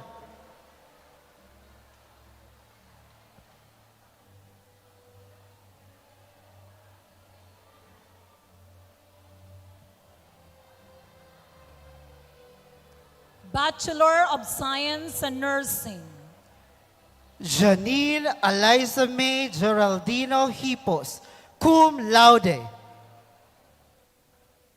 Herman Judge Banyares Barcebal, cum laude. Ben Vincent Bongkinki Boss, cum laude. Michelle Candasa Bendicio, cum laude. Kisha Broncate Bucaben, cum laude. Zaira Joy Herona Herolia, cum laude. Monolin Crosana Cerniches, cum laude. Jethro Leonador Bubis, cum laude. Maria Naila Claveria Consuelo, cum laude. Genevieve Cedro Praxidio, cum laude. Chelsea Aganan Vargas, cum laude. Diana May Ferreras Herona, cum laude. Rochelle Bonavente Bien, cum laude. Butch Molina Ricafranca, cum laude. Jade Caroline Imperial Orbase, cum laude.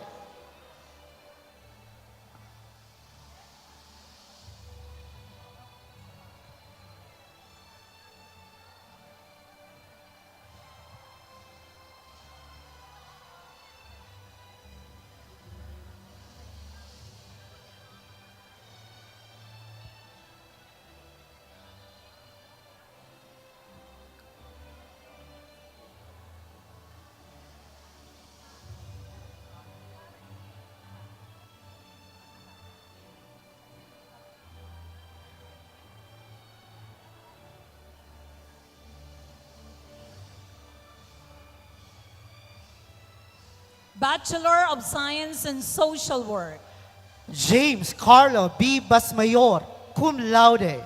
E.J. Bendicio, cum laude. Zine Calizin Barameda, cum laude. Sheena May Bocalbos Nadura, cum laude. John Chris Salomon Barcelisa, cum laude. Felicity Diaz Avila, cum laude. Mary Mariel Yanson Bedis, cum laude.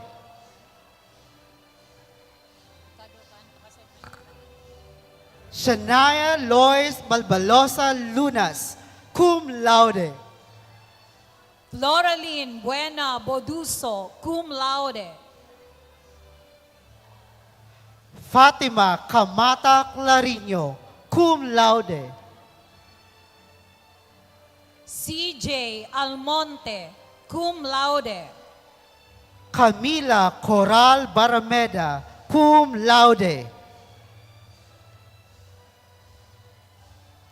Midel Bonaobra Canyo, cum laude. Aimee Avila Cantillo, cum laude.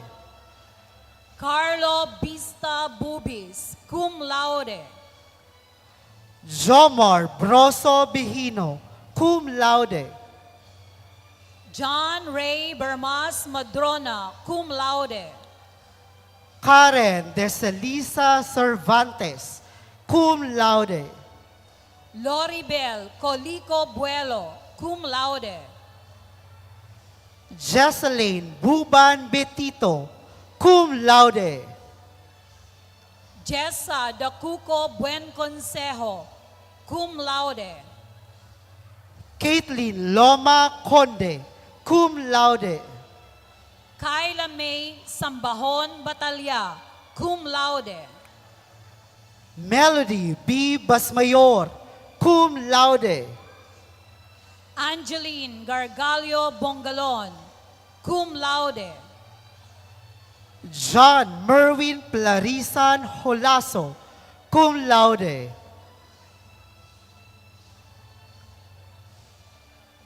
Kay Isabel Cambare Baraquiel, cum laude. Jasmine Bonyaga Shokson, cum laude.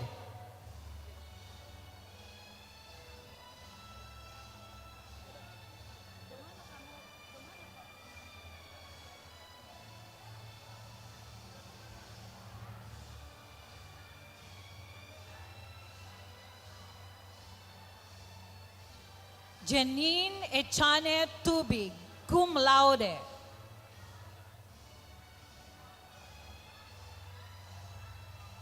Renzi May Bilaos Delagan, cum laude. Roel Buela Canonce, cum laude.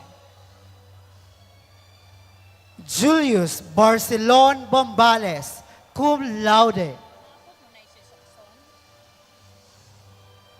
Maria Queen Agore Benisa Aringo, cum laude. Maricar Bonagua Bongayat, cum laude. Nicole Bonayon Columna, cum laude. Flablane Suhede Salaver, cum laude. Karen Binalingbing Lagrama, cum laude. Eric Cipriano Canyon, cum laude. Irene Faye Baruma Belaro, cum laude. Christine Celso Borabo, cum laude. Diana Monique Kakilala Capis, cum laude. Atlanta Star Bilasol Arcilia, cum laude. Myra Cardinio Tenorio, cum laude. Monica Sabilala Cipres, cum laude. Ronnie Paladin Robarios, cum laude. Joshua Desilio Apirin, cum laude. Hannah Jane B. Banyas, cum laude. Kazel Dane Sestina Andaya, cum laude. Patricia Seriola Capino, cum laude. Mark Daniel Minay Morota, cum laude. Nelly Ragudon Brito, cum laude. Renalyn Belardo Vasqueñas, cum laude.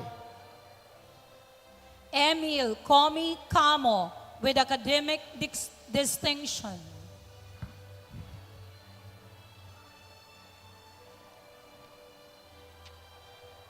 Jofel de Guzman Bea, with academic distinction. Jason J. Angalsa Binyas, with academic distinction. Dan Lawrence Morales Buesa, with academic distinction. Mary Joy Borinaga Coles, with academic distinction. Ryan Kim Kinlo Banyal, with academic distinction. Rose Ann Camero Capus, with academic distinction.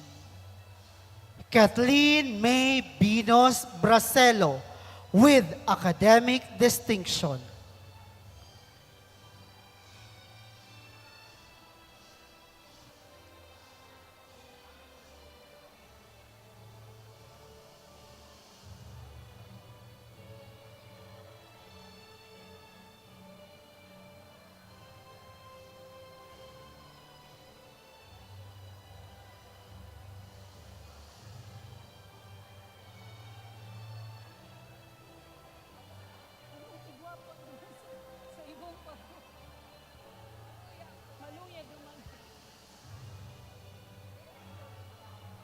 Our sincerest congratulations to our honored graduates.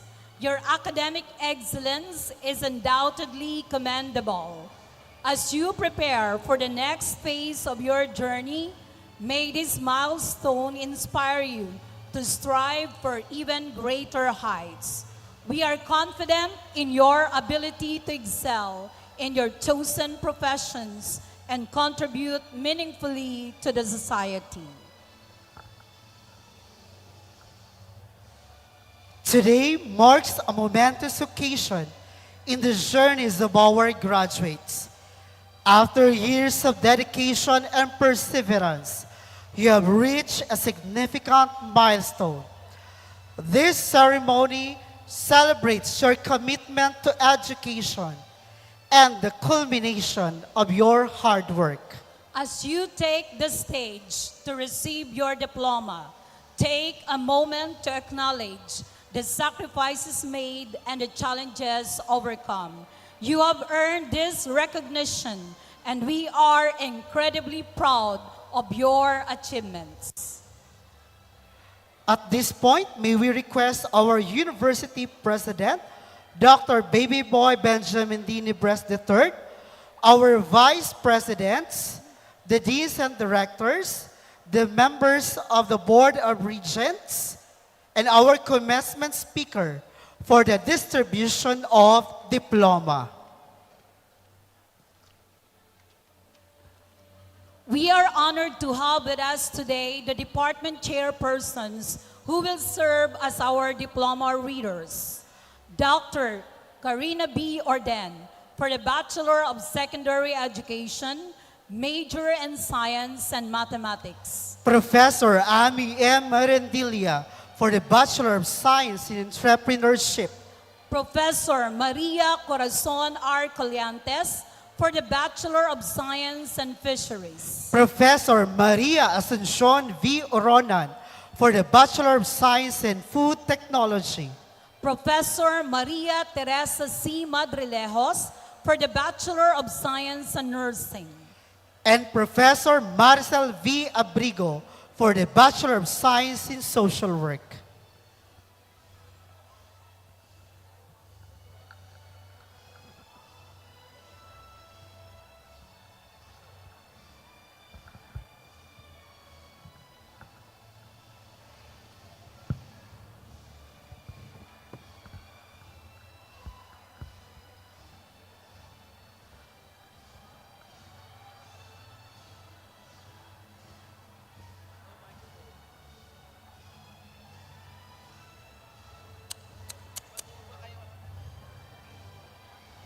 Hello, test mic.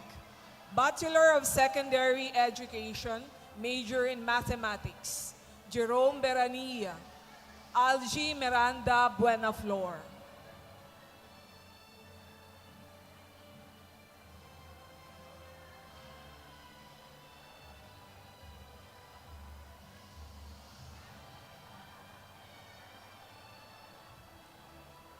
Lawrence Calios Claudio, cum laude. Paul Vincent Henyo Seed.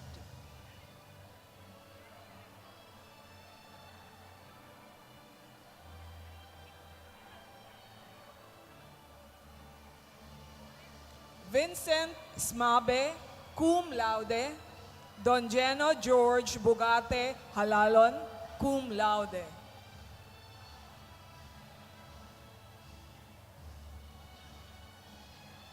Lea Banico Ante, Jane Marcy Carulio, Belmonte.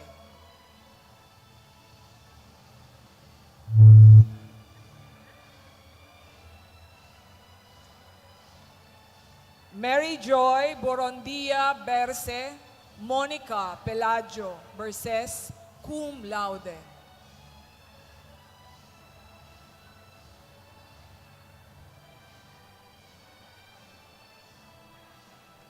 Diana Rose, ikaw na po, Bilo.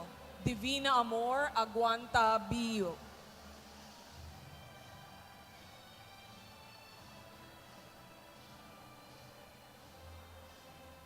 Christine May Buesa Bongalos, cum laude.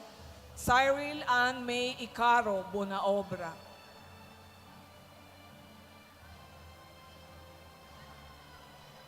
Merla Ebron Bonavente, cum laude. Jonaline Asejo Bungcalos, cum laude.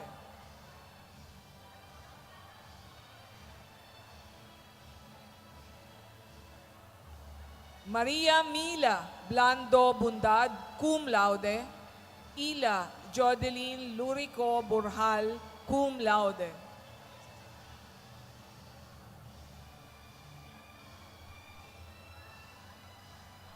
Leslie Buling Burlagdan, cum laude. Erica May Bragais, cum laude.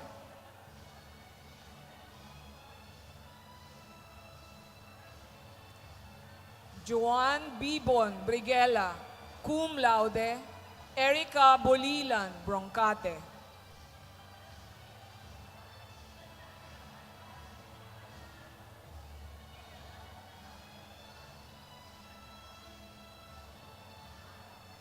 Chelsea Bolima Bitison, Julie Grace Astillero Calios. Ruby Joy Bias Carulio, cum laude. Patricia Bagaporo Cordenete.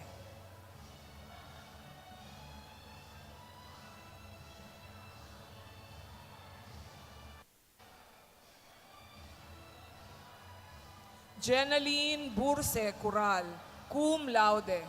Hasmin Olive Labajero Crisol.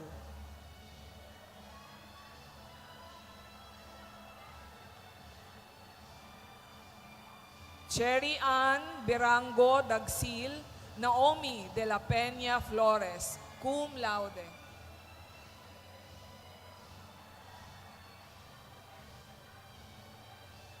Joanna Kylie Burse Golinco, Janelle May P. Imperial, cum laude.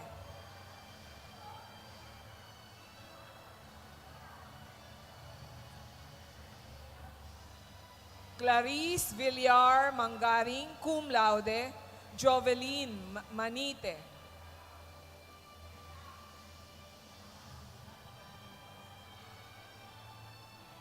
Alexandra Canyon Solis, cum laude. Joanna May Fuliero Tuca, cum laude.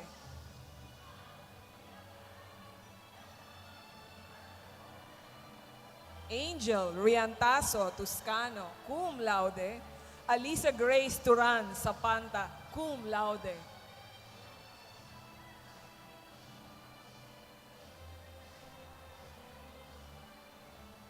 Jesse James, Bachelor of Secondary Education, major in Science. Jesse James Belardo Barliso, cum laude. Hernan James Pagao Banyas, cum laude.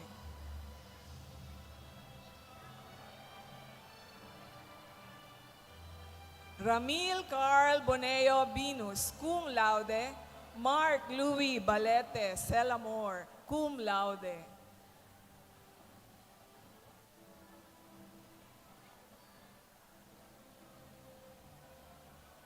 Janelle de los Santos Vergara, magna cum laude. Pamela Bobis Barasona. Ruby Joy Cuprada Barrias, cum laude. Lori Betago Baro, cum laude. Nessie Tercero Benitez, cum laude.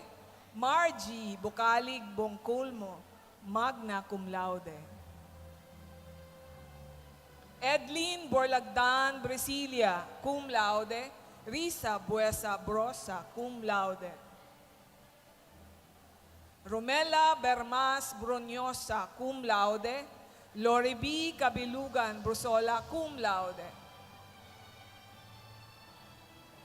Laika Hasildo Buban, Jana Butilo Buelia, cum laude.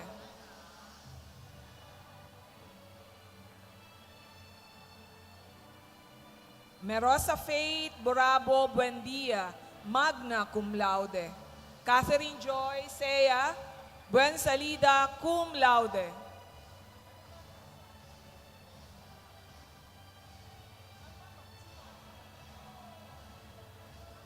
Chrislyn Vista Buising, cum laude. Rose Ann Bichaida Campulio, cum laude.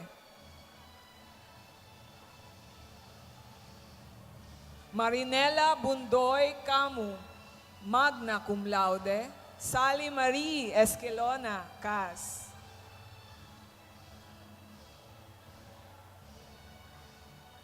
Clarice Bongares Caña, cum laude.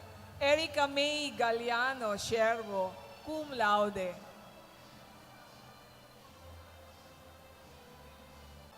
And Faith Tercero Serrano, cum laude. Thank you.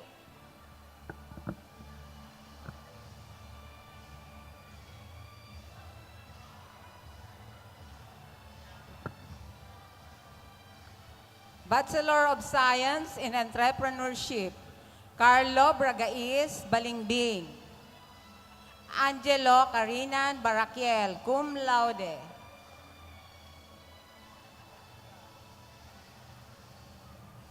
Timothy Jan Sumanting Belen, cum laude. Francis Bonayon Bolaños.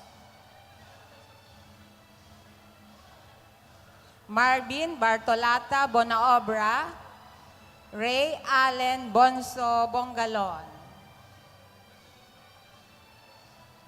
Argilio Mar Berlon Borillo, Hans Consulta Bornilia, cum laude.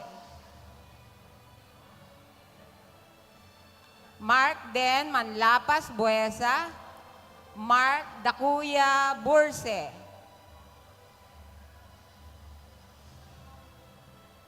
Gerald Cereza, cum laude. Michael Flores Colina.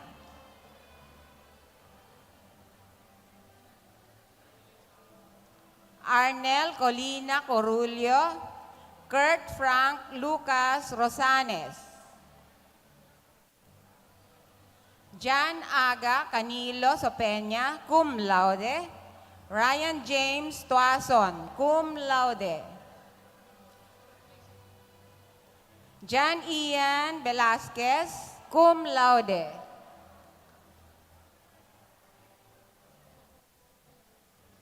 Micaela Bola Alonso, cum laude.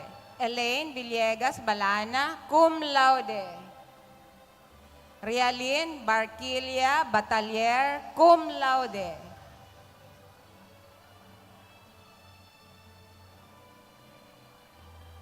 Nika May Padua Bechaida. Benilyn Bongon Behino, cum laude.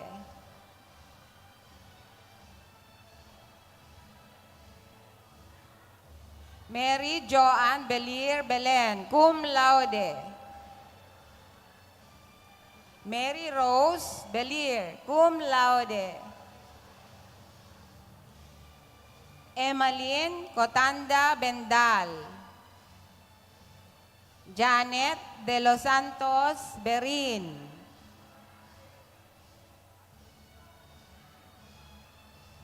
Janet Bodoso Bermas, cum laude. Jenny Bodoso Bermas, cum laude.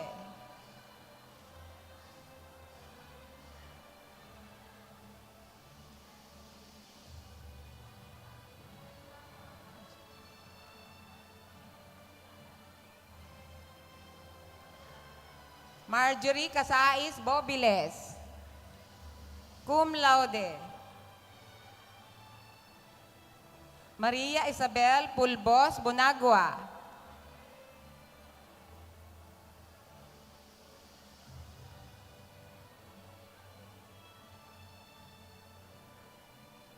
Lily Joy Castro Bondoy, cum laude.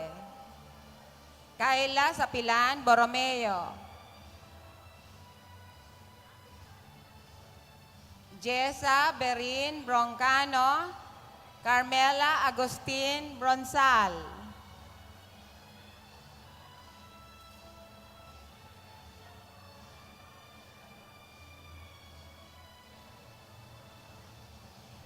Angela Canata Cabais. Nya Arevalo Canchela.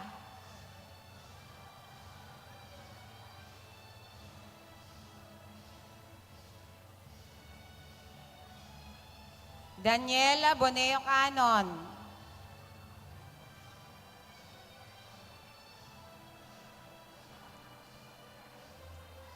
Veronica Cipres Caponga. Ana Marie Bonavente Cate. Judy May Valenzuela Kanya, cum laude. Emilu Borlagdan Sestina. Christine Trillanes Sidro. Lenny Borrero Cleofe, cum laude. Maria Carla Conde Corulio. Janine May Liorca de Dios, cum laude. Maria Angela Boates Distor. Judy Lynn Calusor Galicia, cum laude.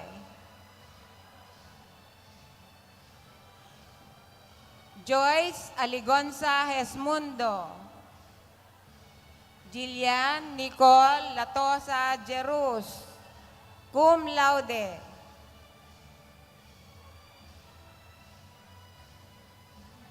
Sarina Joy Cañeta Lodronio, Adari Angel Marfil. Jessamine Nicole Candano Martin, Catherine Nacorda.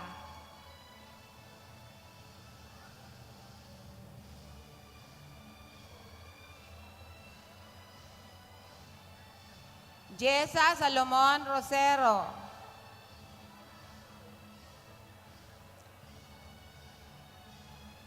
Angelica Bragais Rodriguez, cum laude. Ria Cabais Vargas. Kate Fiona Villariña, cum laude.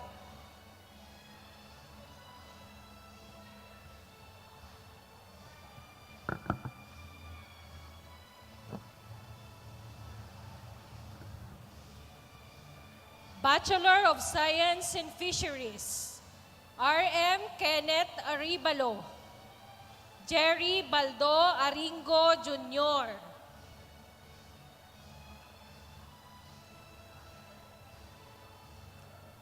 Jake Alarcon Balingding, James Peter Tundag Banyares, cum laude.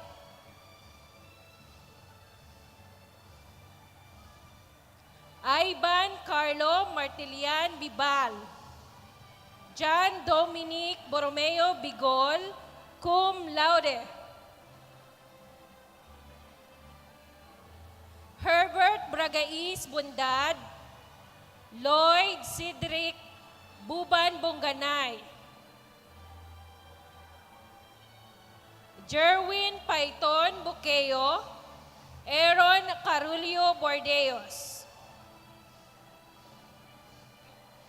Daniel Canaria Brizuela, John Leonard Latua Brol, cum laude.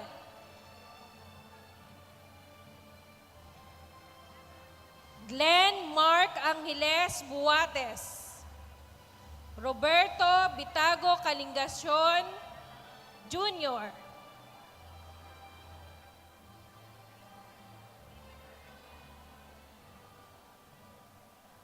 Leo Borabo Camoral, Denver Valenzuela Cano, Lyman Angelo Buendia Casio, Gil Brihino Sistina Jr. II, cum laude. Ray Borsal Cleofe, Ron Carlo Casco Colina, Alfred Piniquito Frejas, Manuel Balinsayo Laurio,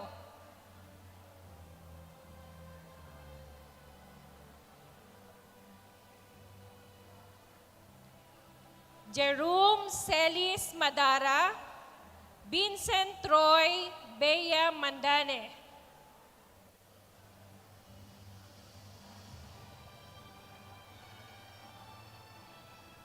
Vincent Romy Buendia Franada, John Zamora Viñas.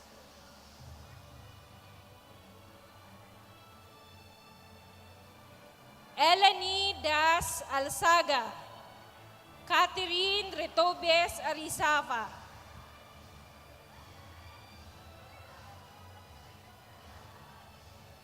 Marjorie Base Baria, Maria Tricia Romano Benitez.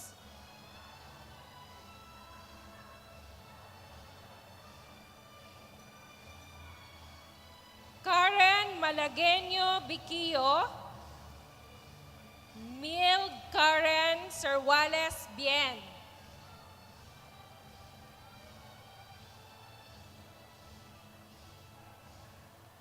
Madeline Baina Benitez, Jermaine Mantes Bilan.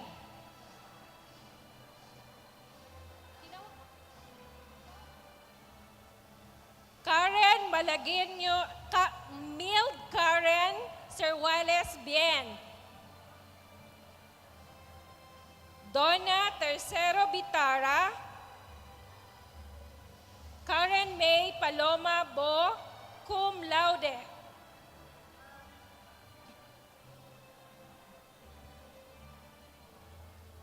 Nika Macapas Bonagua,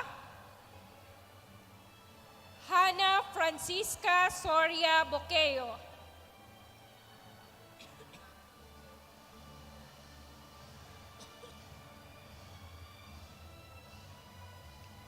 Ronalyn Cardinio Borlasa, cum laude. Yula Kimberly Villapeña Panye Boton.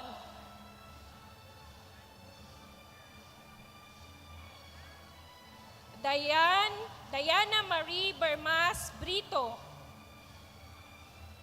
Anilin Binlayo Brozola.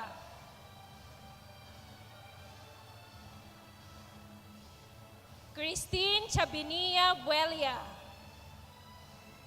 Cathy May Borse.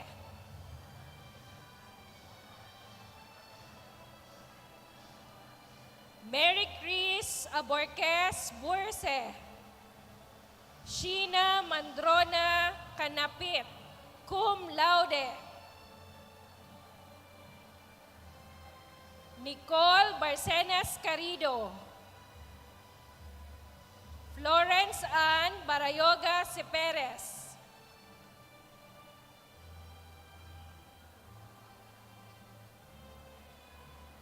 Rica Braga Sardinio, cum laude.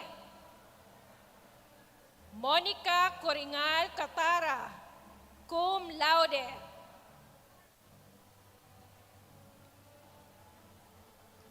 Nerilyn Orbita Cristobal. Justin Lee Cervelos Quebelias, cum laude. Tricia Tuason Iglesia. Erica May Binyas Mandane.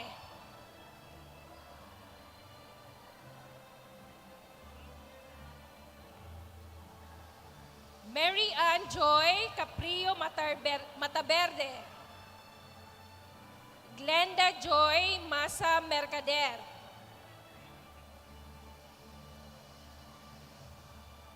Claire Barquez Teves. Bachelor of Science in Fisheries, Expanded Tertiary Education, Equivalency, and Accreditation, or ATIAP, Ana Isabel Gaviria Etchaloche.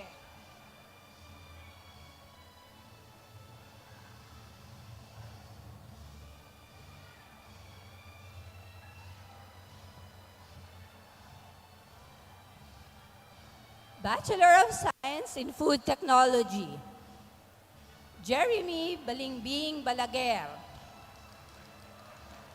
John Lester Basabe Bilaos. Adam Ralph Liangco Bongganay. John Lloyd Dalma Buates, cum laude.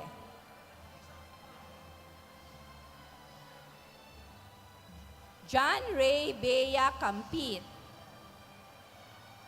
Anthony Tumamlao Camo.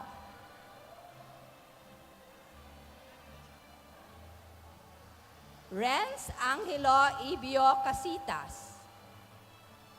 Aaron Lucania Seya. Jomar Efa Cipres. Elmo Colar Credo.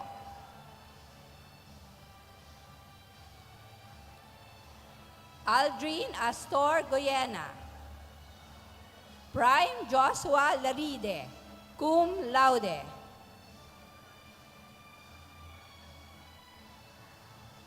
Christopher Novello.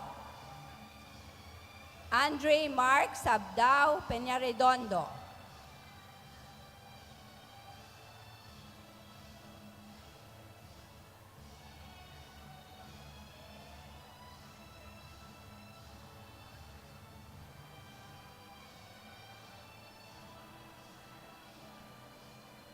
Lian Bay Batalier Reyes.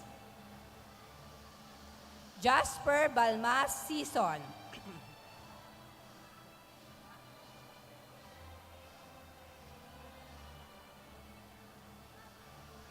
Kayla Marie Catalan Balase.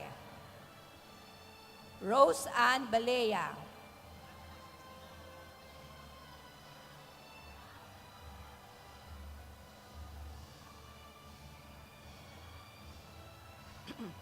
Maria Paula Constantino Barbecho, cum laude. Charmaine Basaliote Barroso.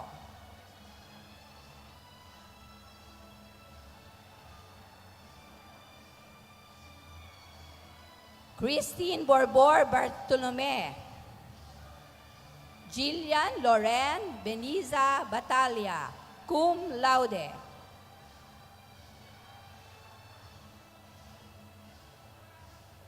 Nicolai Irene Marquez Bañez. Army Bermas, cum laude.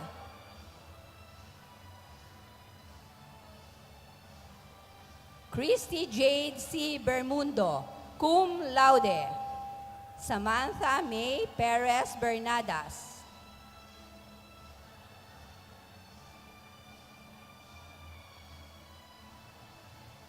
Genevieve Biler Binyas. Maria Edeline Bongalbal.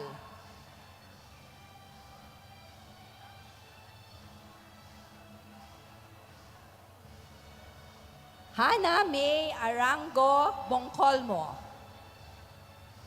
Jonah Silverio Borlagdatan.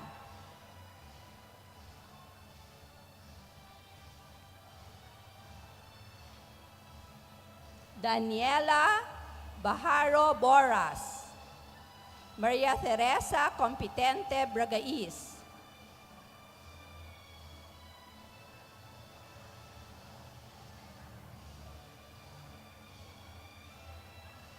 Patricia Luis Bartolay Broca. Melody Carito Brosas.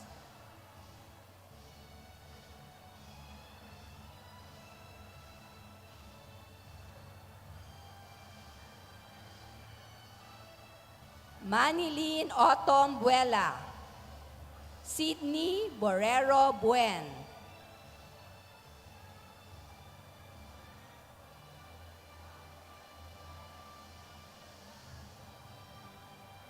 Althea May Clavicilia Calya.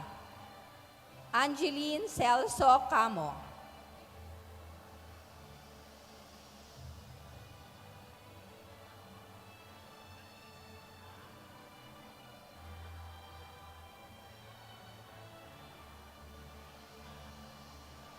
Maria Carla Aguilar Capus.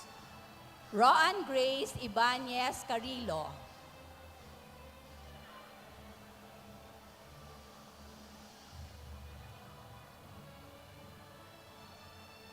Mary Chris Cardano Carullo.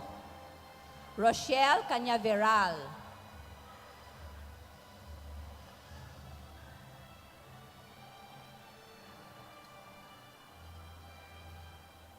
Mary Grace Capundan Sestina. Andrea May Calitisin Sid.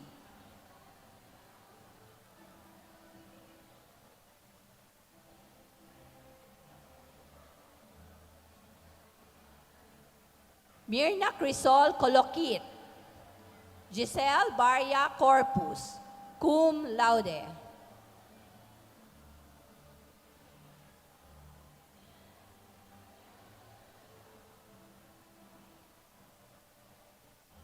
Pamela Historilio Cruz. Aliana Bobier Dimaano.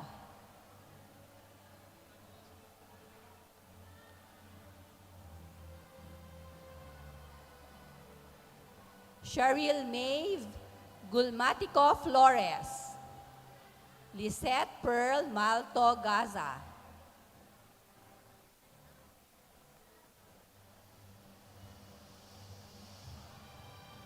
Divina Banawon Giba.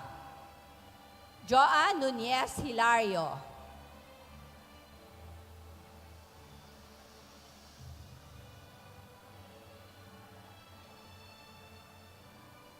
Jade Ann Arsiga Lasim. Karen Bariso Lumaad.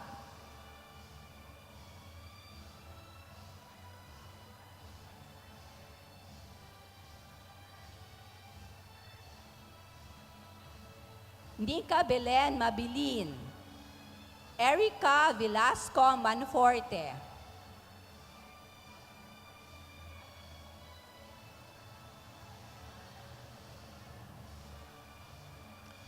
Rosalinda Sherva Marantal. Mary Joyce Tanes Medina, cum laude.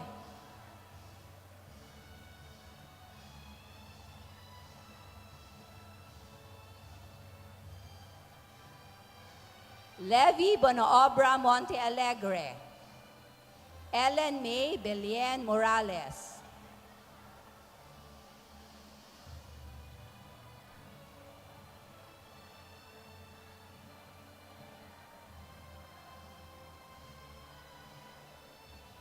Clarice Ann Iyatid Onrubia. Luella Aceron Rivas.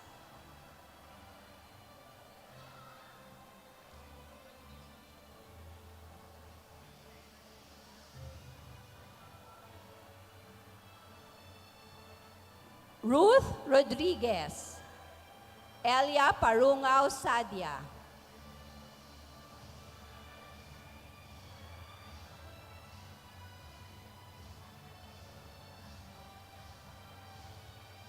Rachel Bombales Taroy.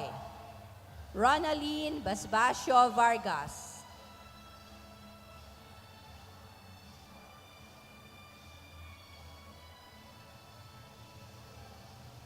Rhea Abigail Daria Verdadero. Erica Chocson Verdiflor.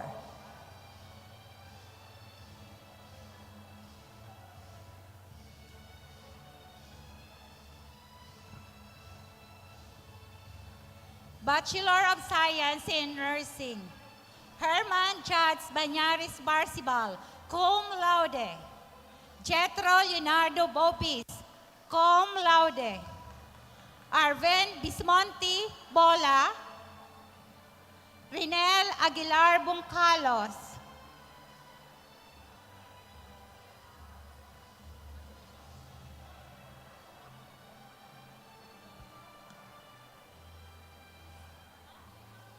Carl Vince Josawer Boringot Borrero, Ben Vincent Bongkiki Boss, cum laude.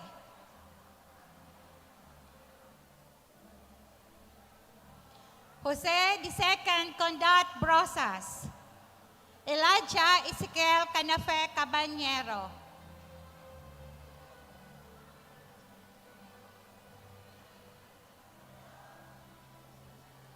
Kin Justin Chavenia Cubilia, Franz Andre Balansen Ingay.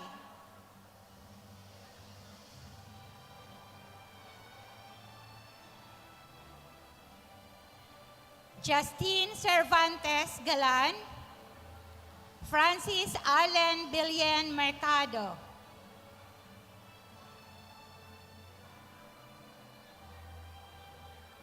Emmanuel Abondabar Nebran. Ivan Jerome De Lomas Perfecto.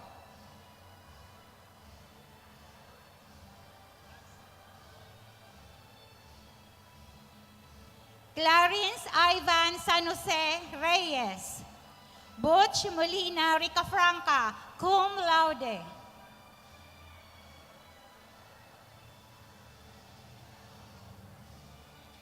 Joseph Crescencio Sarsa IV.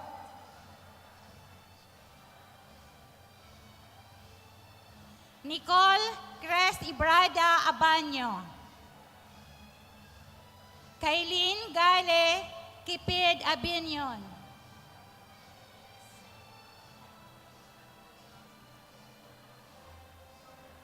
Clarin Joy San Antonio Alba. Alin Joy Alaurin Alpajaro. Ceresa Barrios Alpajaro. Shane Claire Baraja Baliza.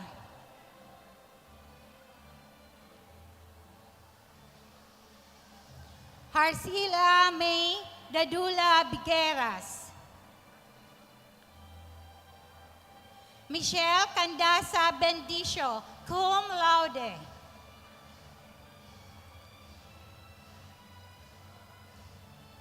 Chelsea May Belarma Bibal.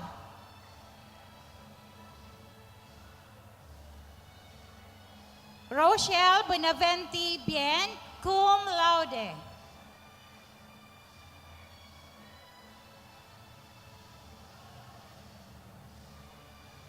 Alaisa Mi Cerelio Biso. Kisha Broncati Bocabel, cum laude.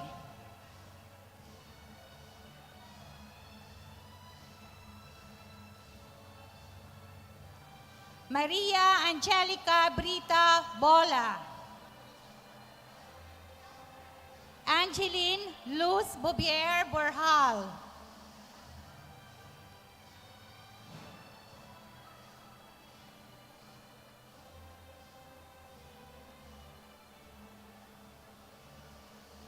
Joy Marino Borlagdan. Eden Mi Kuya Bragais. Shin Collado Bragais.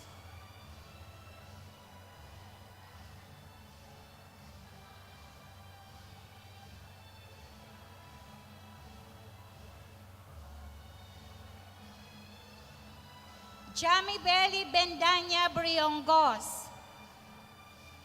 Diana Rose Bronya Breeze.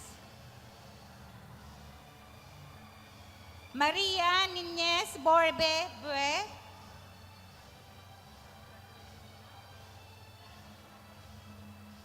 Janine Angela Vista Cabrera.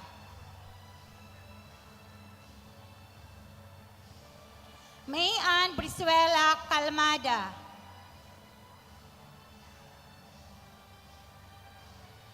Princess Jamela Rupal Camo. Christine Joy Borilla Casin.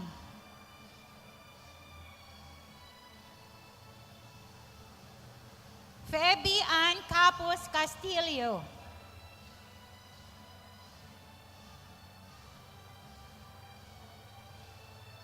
Anacel Marie Rico Silon. Maria Tricia Calio Sericos.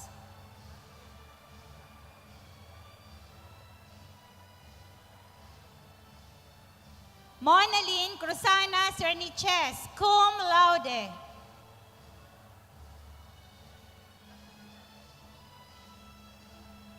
Syra May Bobby Ciruelos.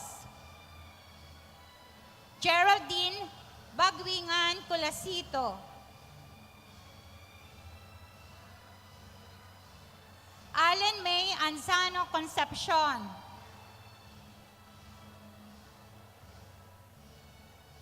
Maria Nila Claveria Consuelo, cum laude. Erica Mi Abaroa Cortez. Hazel Ann Riloma Culia. Ami Angelica C. Data. Christine Bartolay Diesta.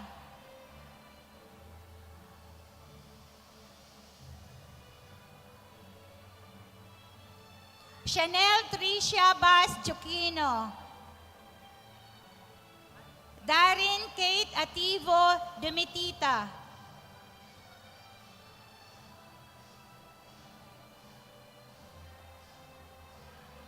Jan Marie Lave Eder. Roxanne Tadeo Eva.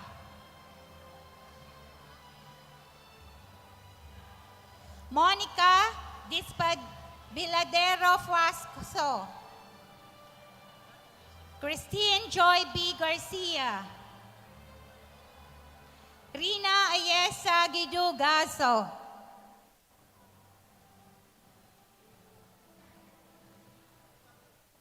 Saira Joy Hirona Girolia cum laude.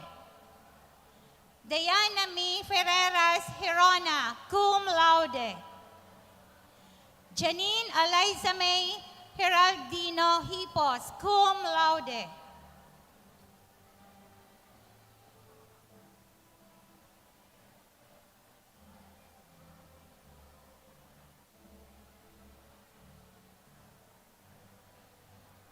Kate Angelique Jane Bouvier Hamora.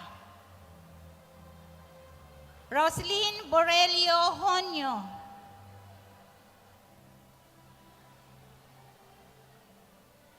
Catherine Docot Lauta.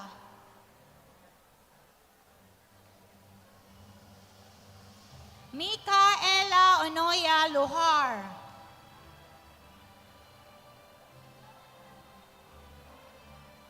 Justine Balanay Makaalay.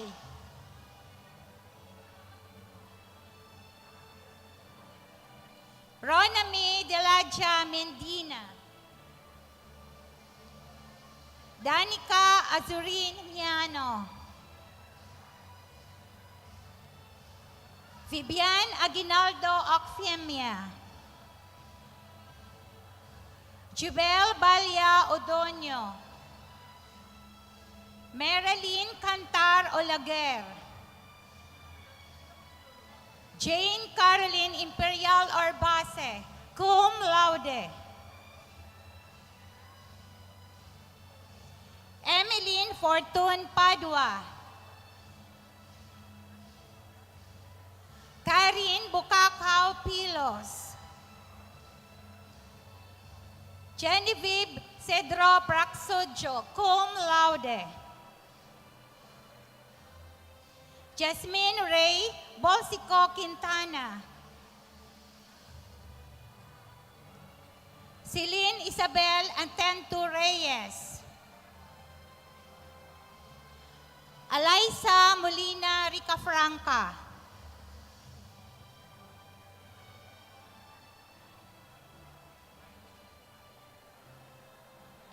May Isabel Yap Santillan.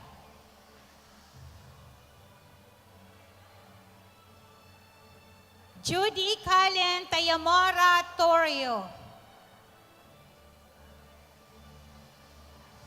Chelsea Aganan Vargas, cum laude.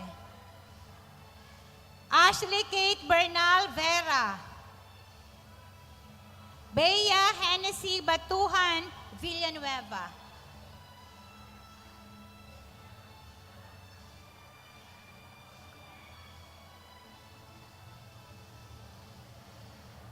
Bachelor of Science in Social Work, Joshua Dasilio Apirin, cum laude. John Chris Salomon Barcelisa, cum laude. James Carlo B. Basmayor, cum laude. Ryan Kim Kinlo Banyal, with academic distinction.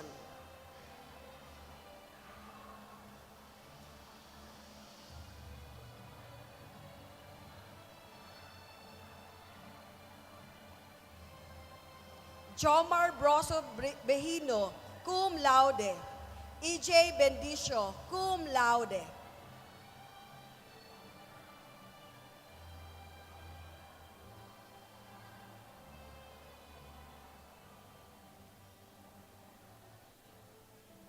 Jason J. Angal Sabiñas, with academic distinction.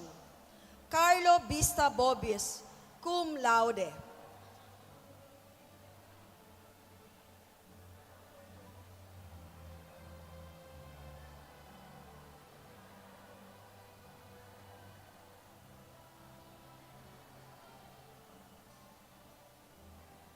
Julius Barcelon Bombales, cum laude. Dan Lawrence Morales Buesa, with academic distinction.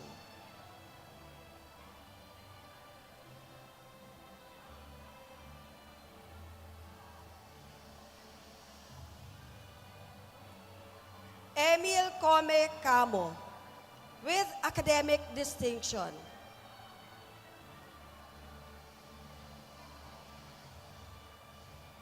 Ruel Buela Canonce, cum laude. Eric Cipriano Canyon, cum laude.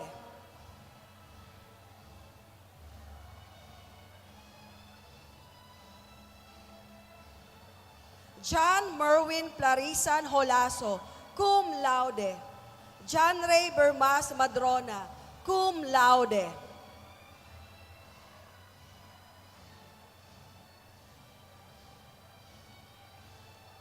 Mark Daniel Minay Morota, cum laude. Ronnie Paladen Rubarios, cum laude.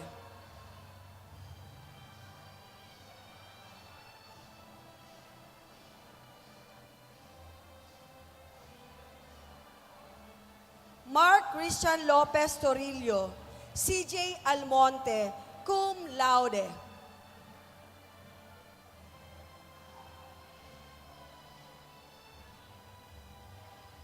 Hazel Dane Sestina Andaya, cum laude. Atlanta Star Bilason Arcilia, cum laude.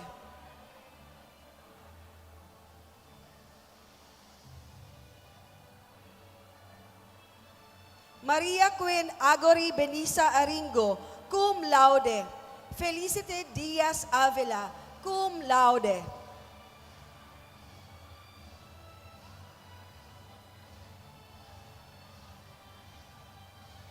Kay Isabel Cambare Baraquiel, cum laude.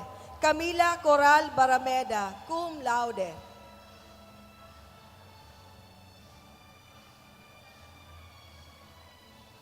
Zin Calisen Barameda, cum laude.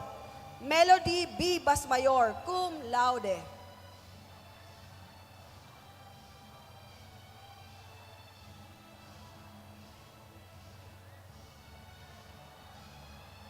Kayla May Sambahon Batalya, cum laude.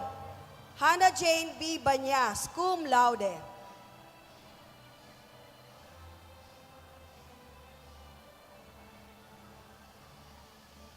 Jofel de Guzman Bea, with academic distinction. Mary Mariel Yanson Bedis, cum laude.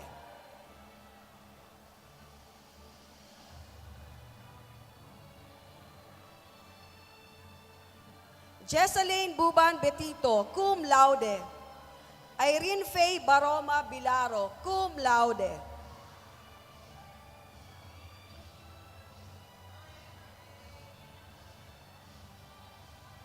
Flora Lane Buena Bodoso, cum laude. Angeline Gargalio Bungalon, cum laude.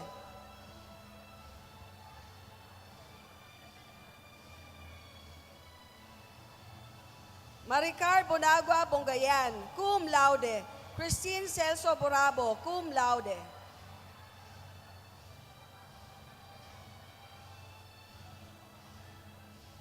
Christine Celso Borabo, cum laude.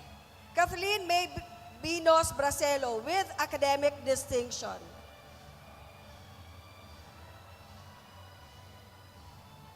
Nelly Ragodon Brito, cum laude.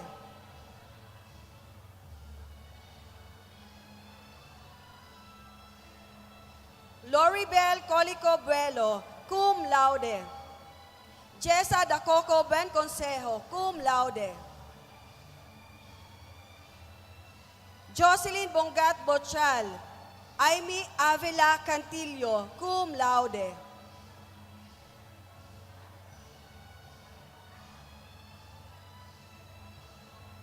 Patricia Seriola Capino, cum laude. Diana Monique Kakilala Capis, cum laude.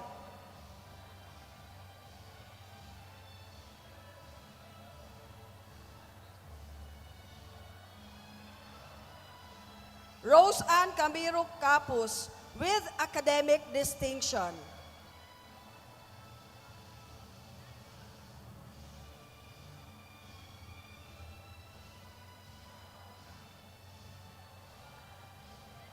Midel Bonaobra Caño, cum laude.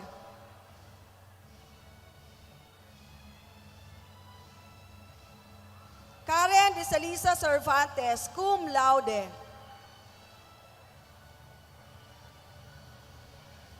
Monica Sabilala Cipres, cum laude. Fatima Camata Clariño, cum laude.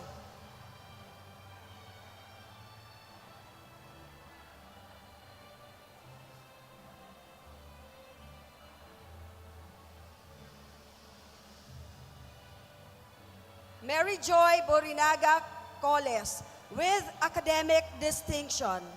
Nicole Bunayon Colomna, cum laude.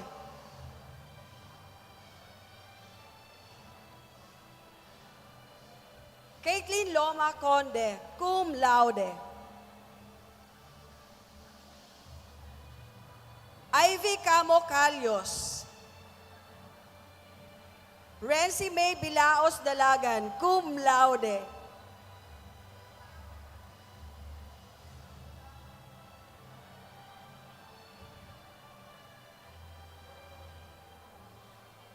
Karen Binalingbing Lagrama, cum laude. Shania Luis Balbalosa Lunas, cum laude.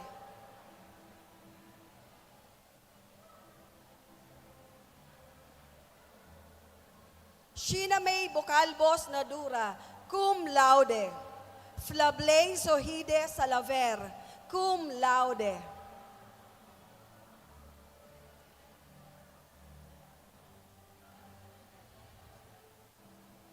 Jasmine Bonyaga Shokson, cum laude. Mayra Cardino Tenurio, cum laude.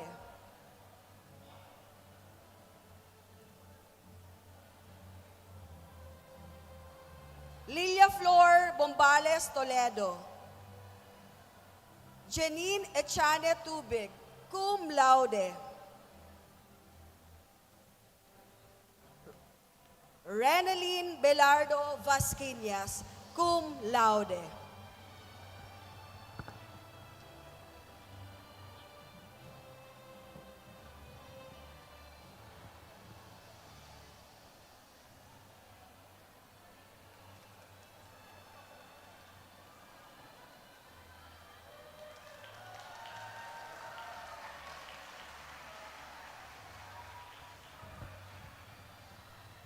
Thank you very much, sirs and madam. And congratulations also, graduates. Your diploma is more than just a piece of paper.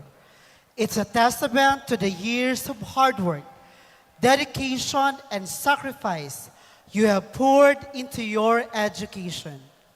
Go forth and use the knowledge, skills, and values you've gained to carve a future that reflects your morals and talents. We are incredibly proud of each and every one of you. Your patience, resilience, and unwavering commitment to your academic journey were truly inspiring, especially that you started your college life at the height of the pandemic in 2020. Let your diploma be a symbol of your achievement and a reward for the unwavering support of your proud parents and guardians who stood by you through it all. Please join us in a resounding round of applause for the graduates and their supportive families. Let us also acknowledge your mentors and advisors for their shared wisdom, guidance, and understanding.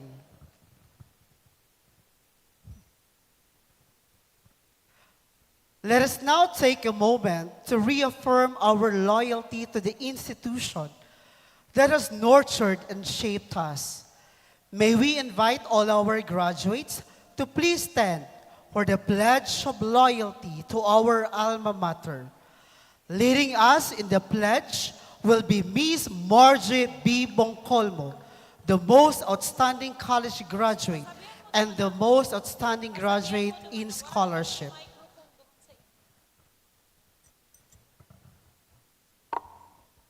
Itaas ang kanang kamay sa ayos ng panunumpa at sumunod sa akin. Pangako ng katapatan sa alma mater. Bilang isa sa mga nagtapos sa pamantasan ng Bicol, ako'y nagtatapat na mamuhay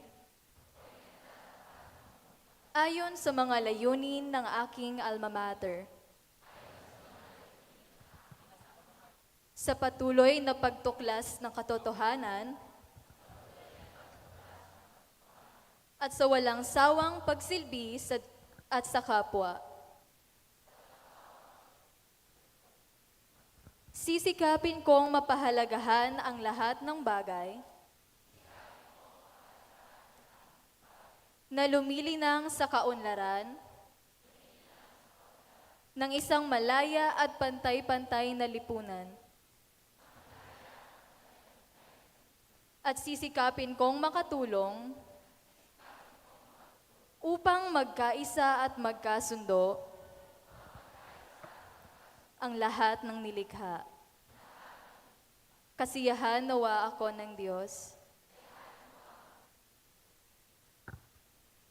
We would like to request our outstanding graduate, Miss Margie Bonculmo, to please remain on stage as our Bicol University Alumni Association President, Engineer Devar N. Robrigado, will present a plaque of commendation to you.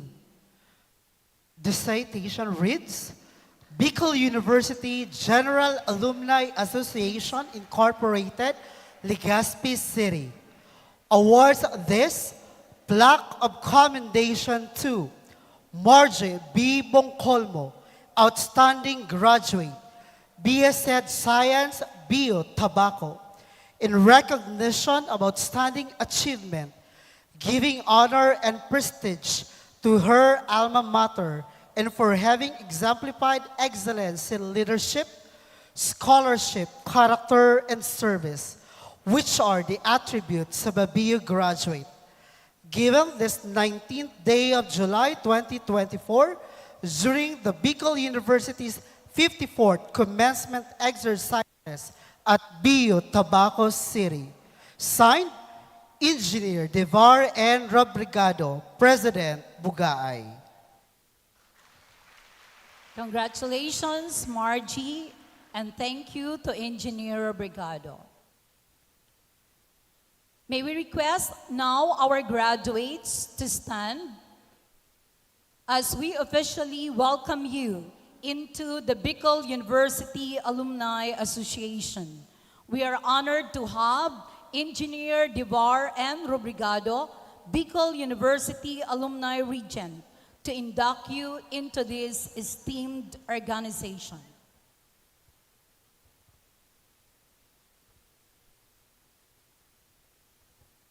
Itaas ang kanang kamay at sumunod sa akin. Ako si nagtapos sa pamantasan ng Bicol. ay taimtim na nanunumpa.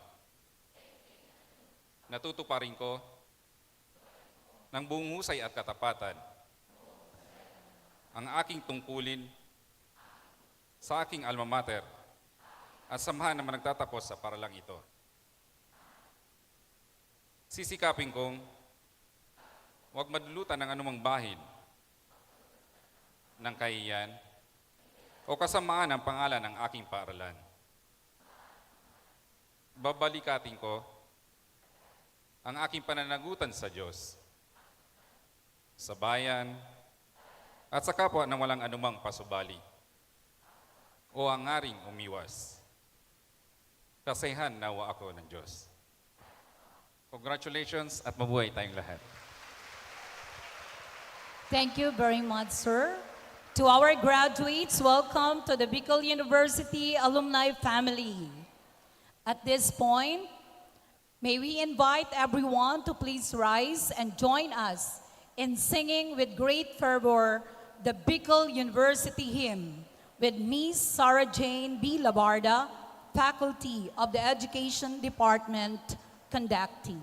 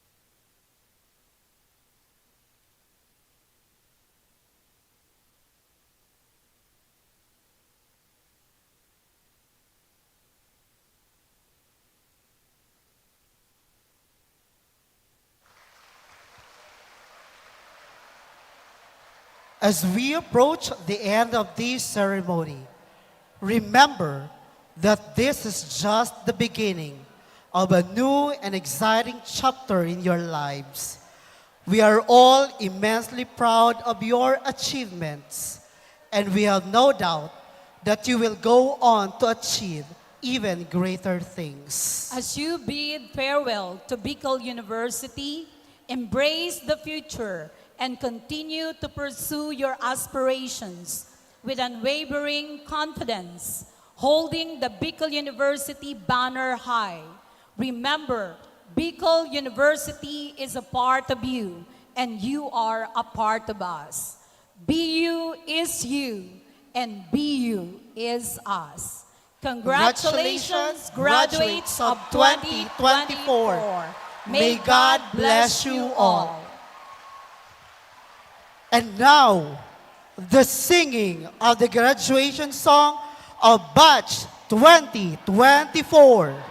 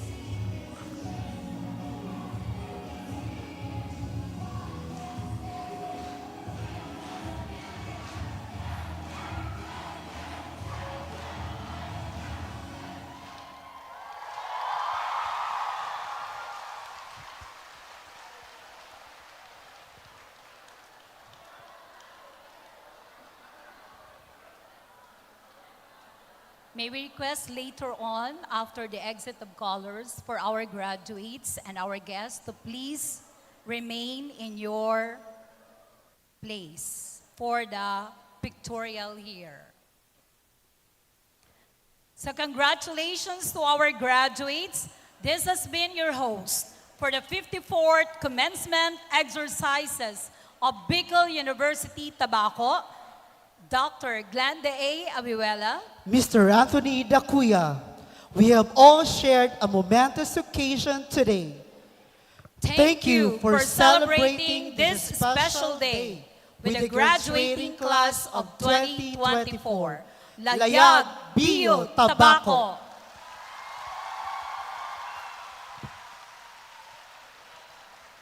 And now, ladies and gentlemen, please all rise for the exit of colors.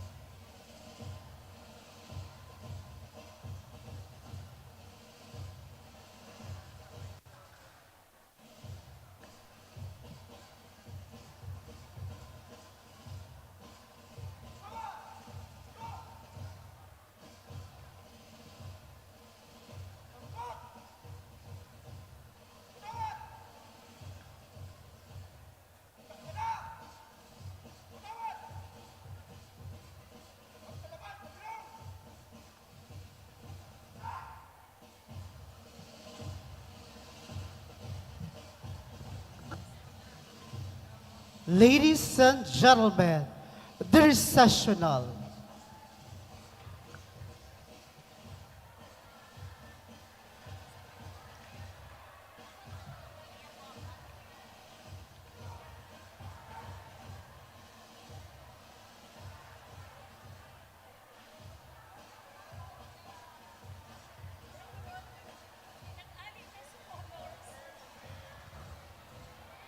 Students, please remain po on your seats for the picture taking.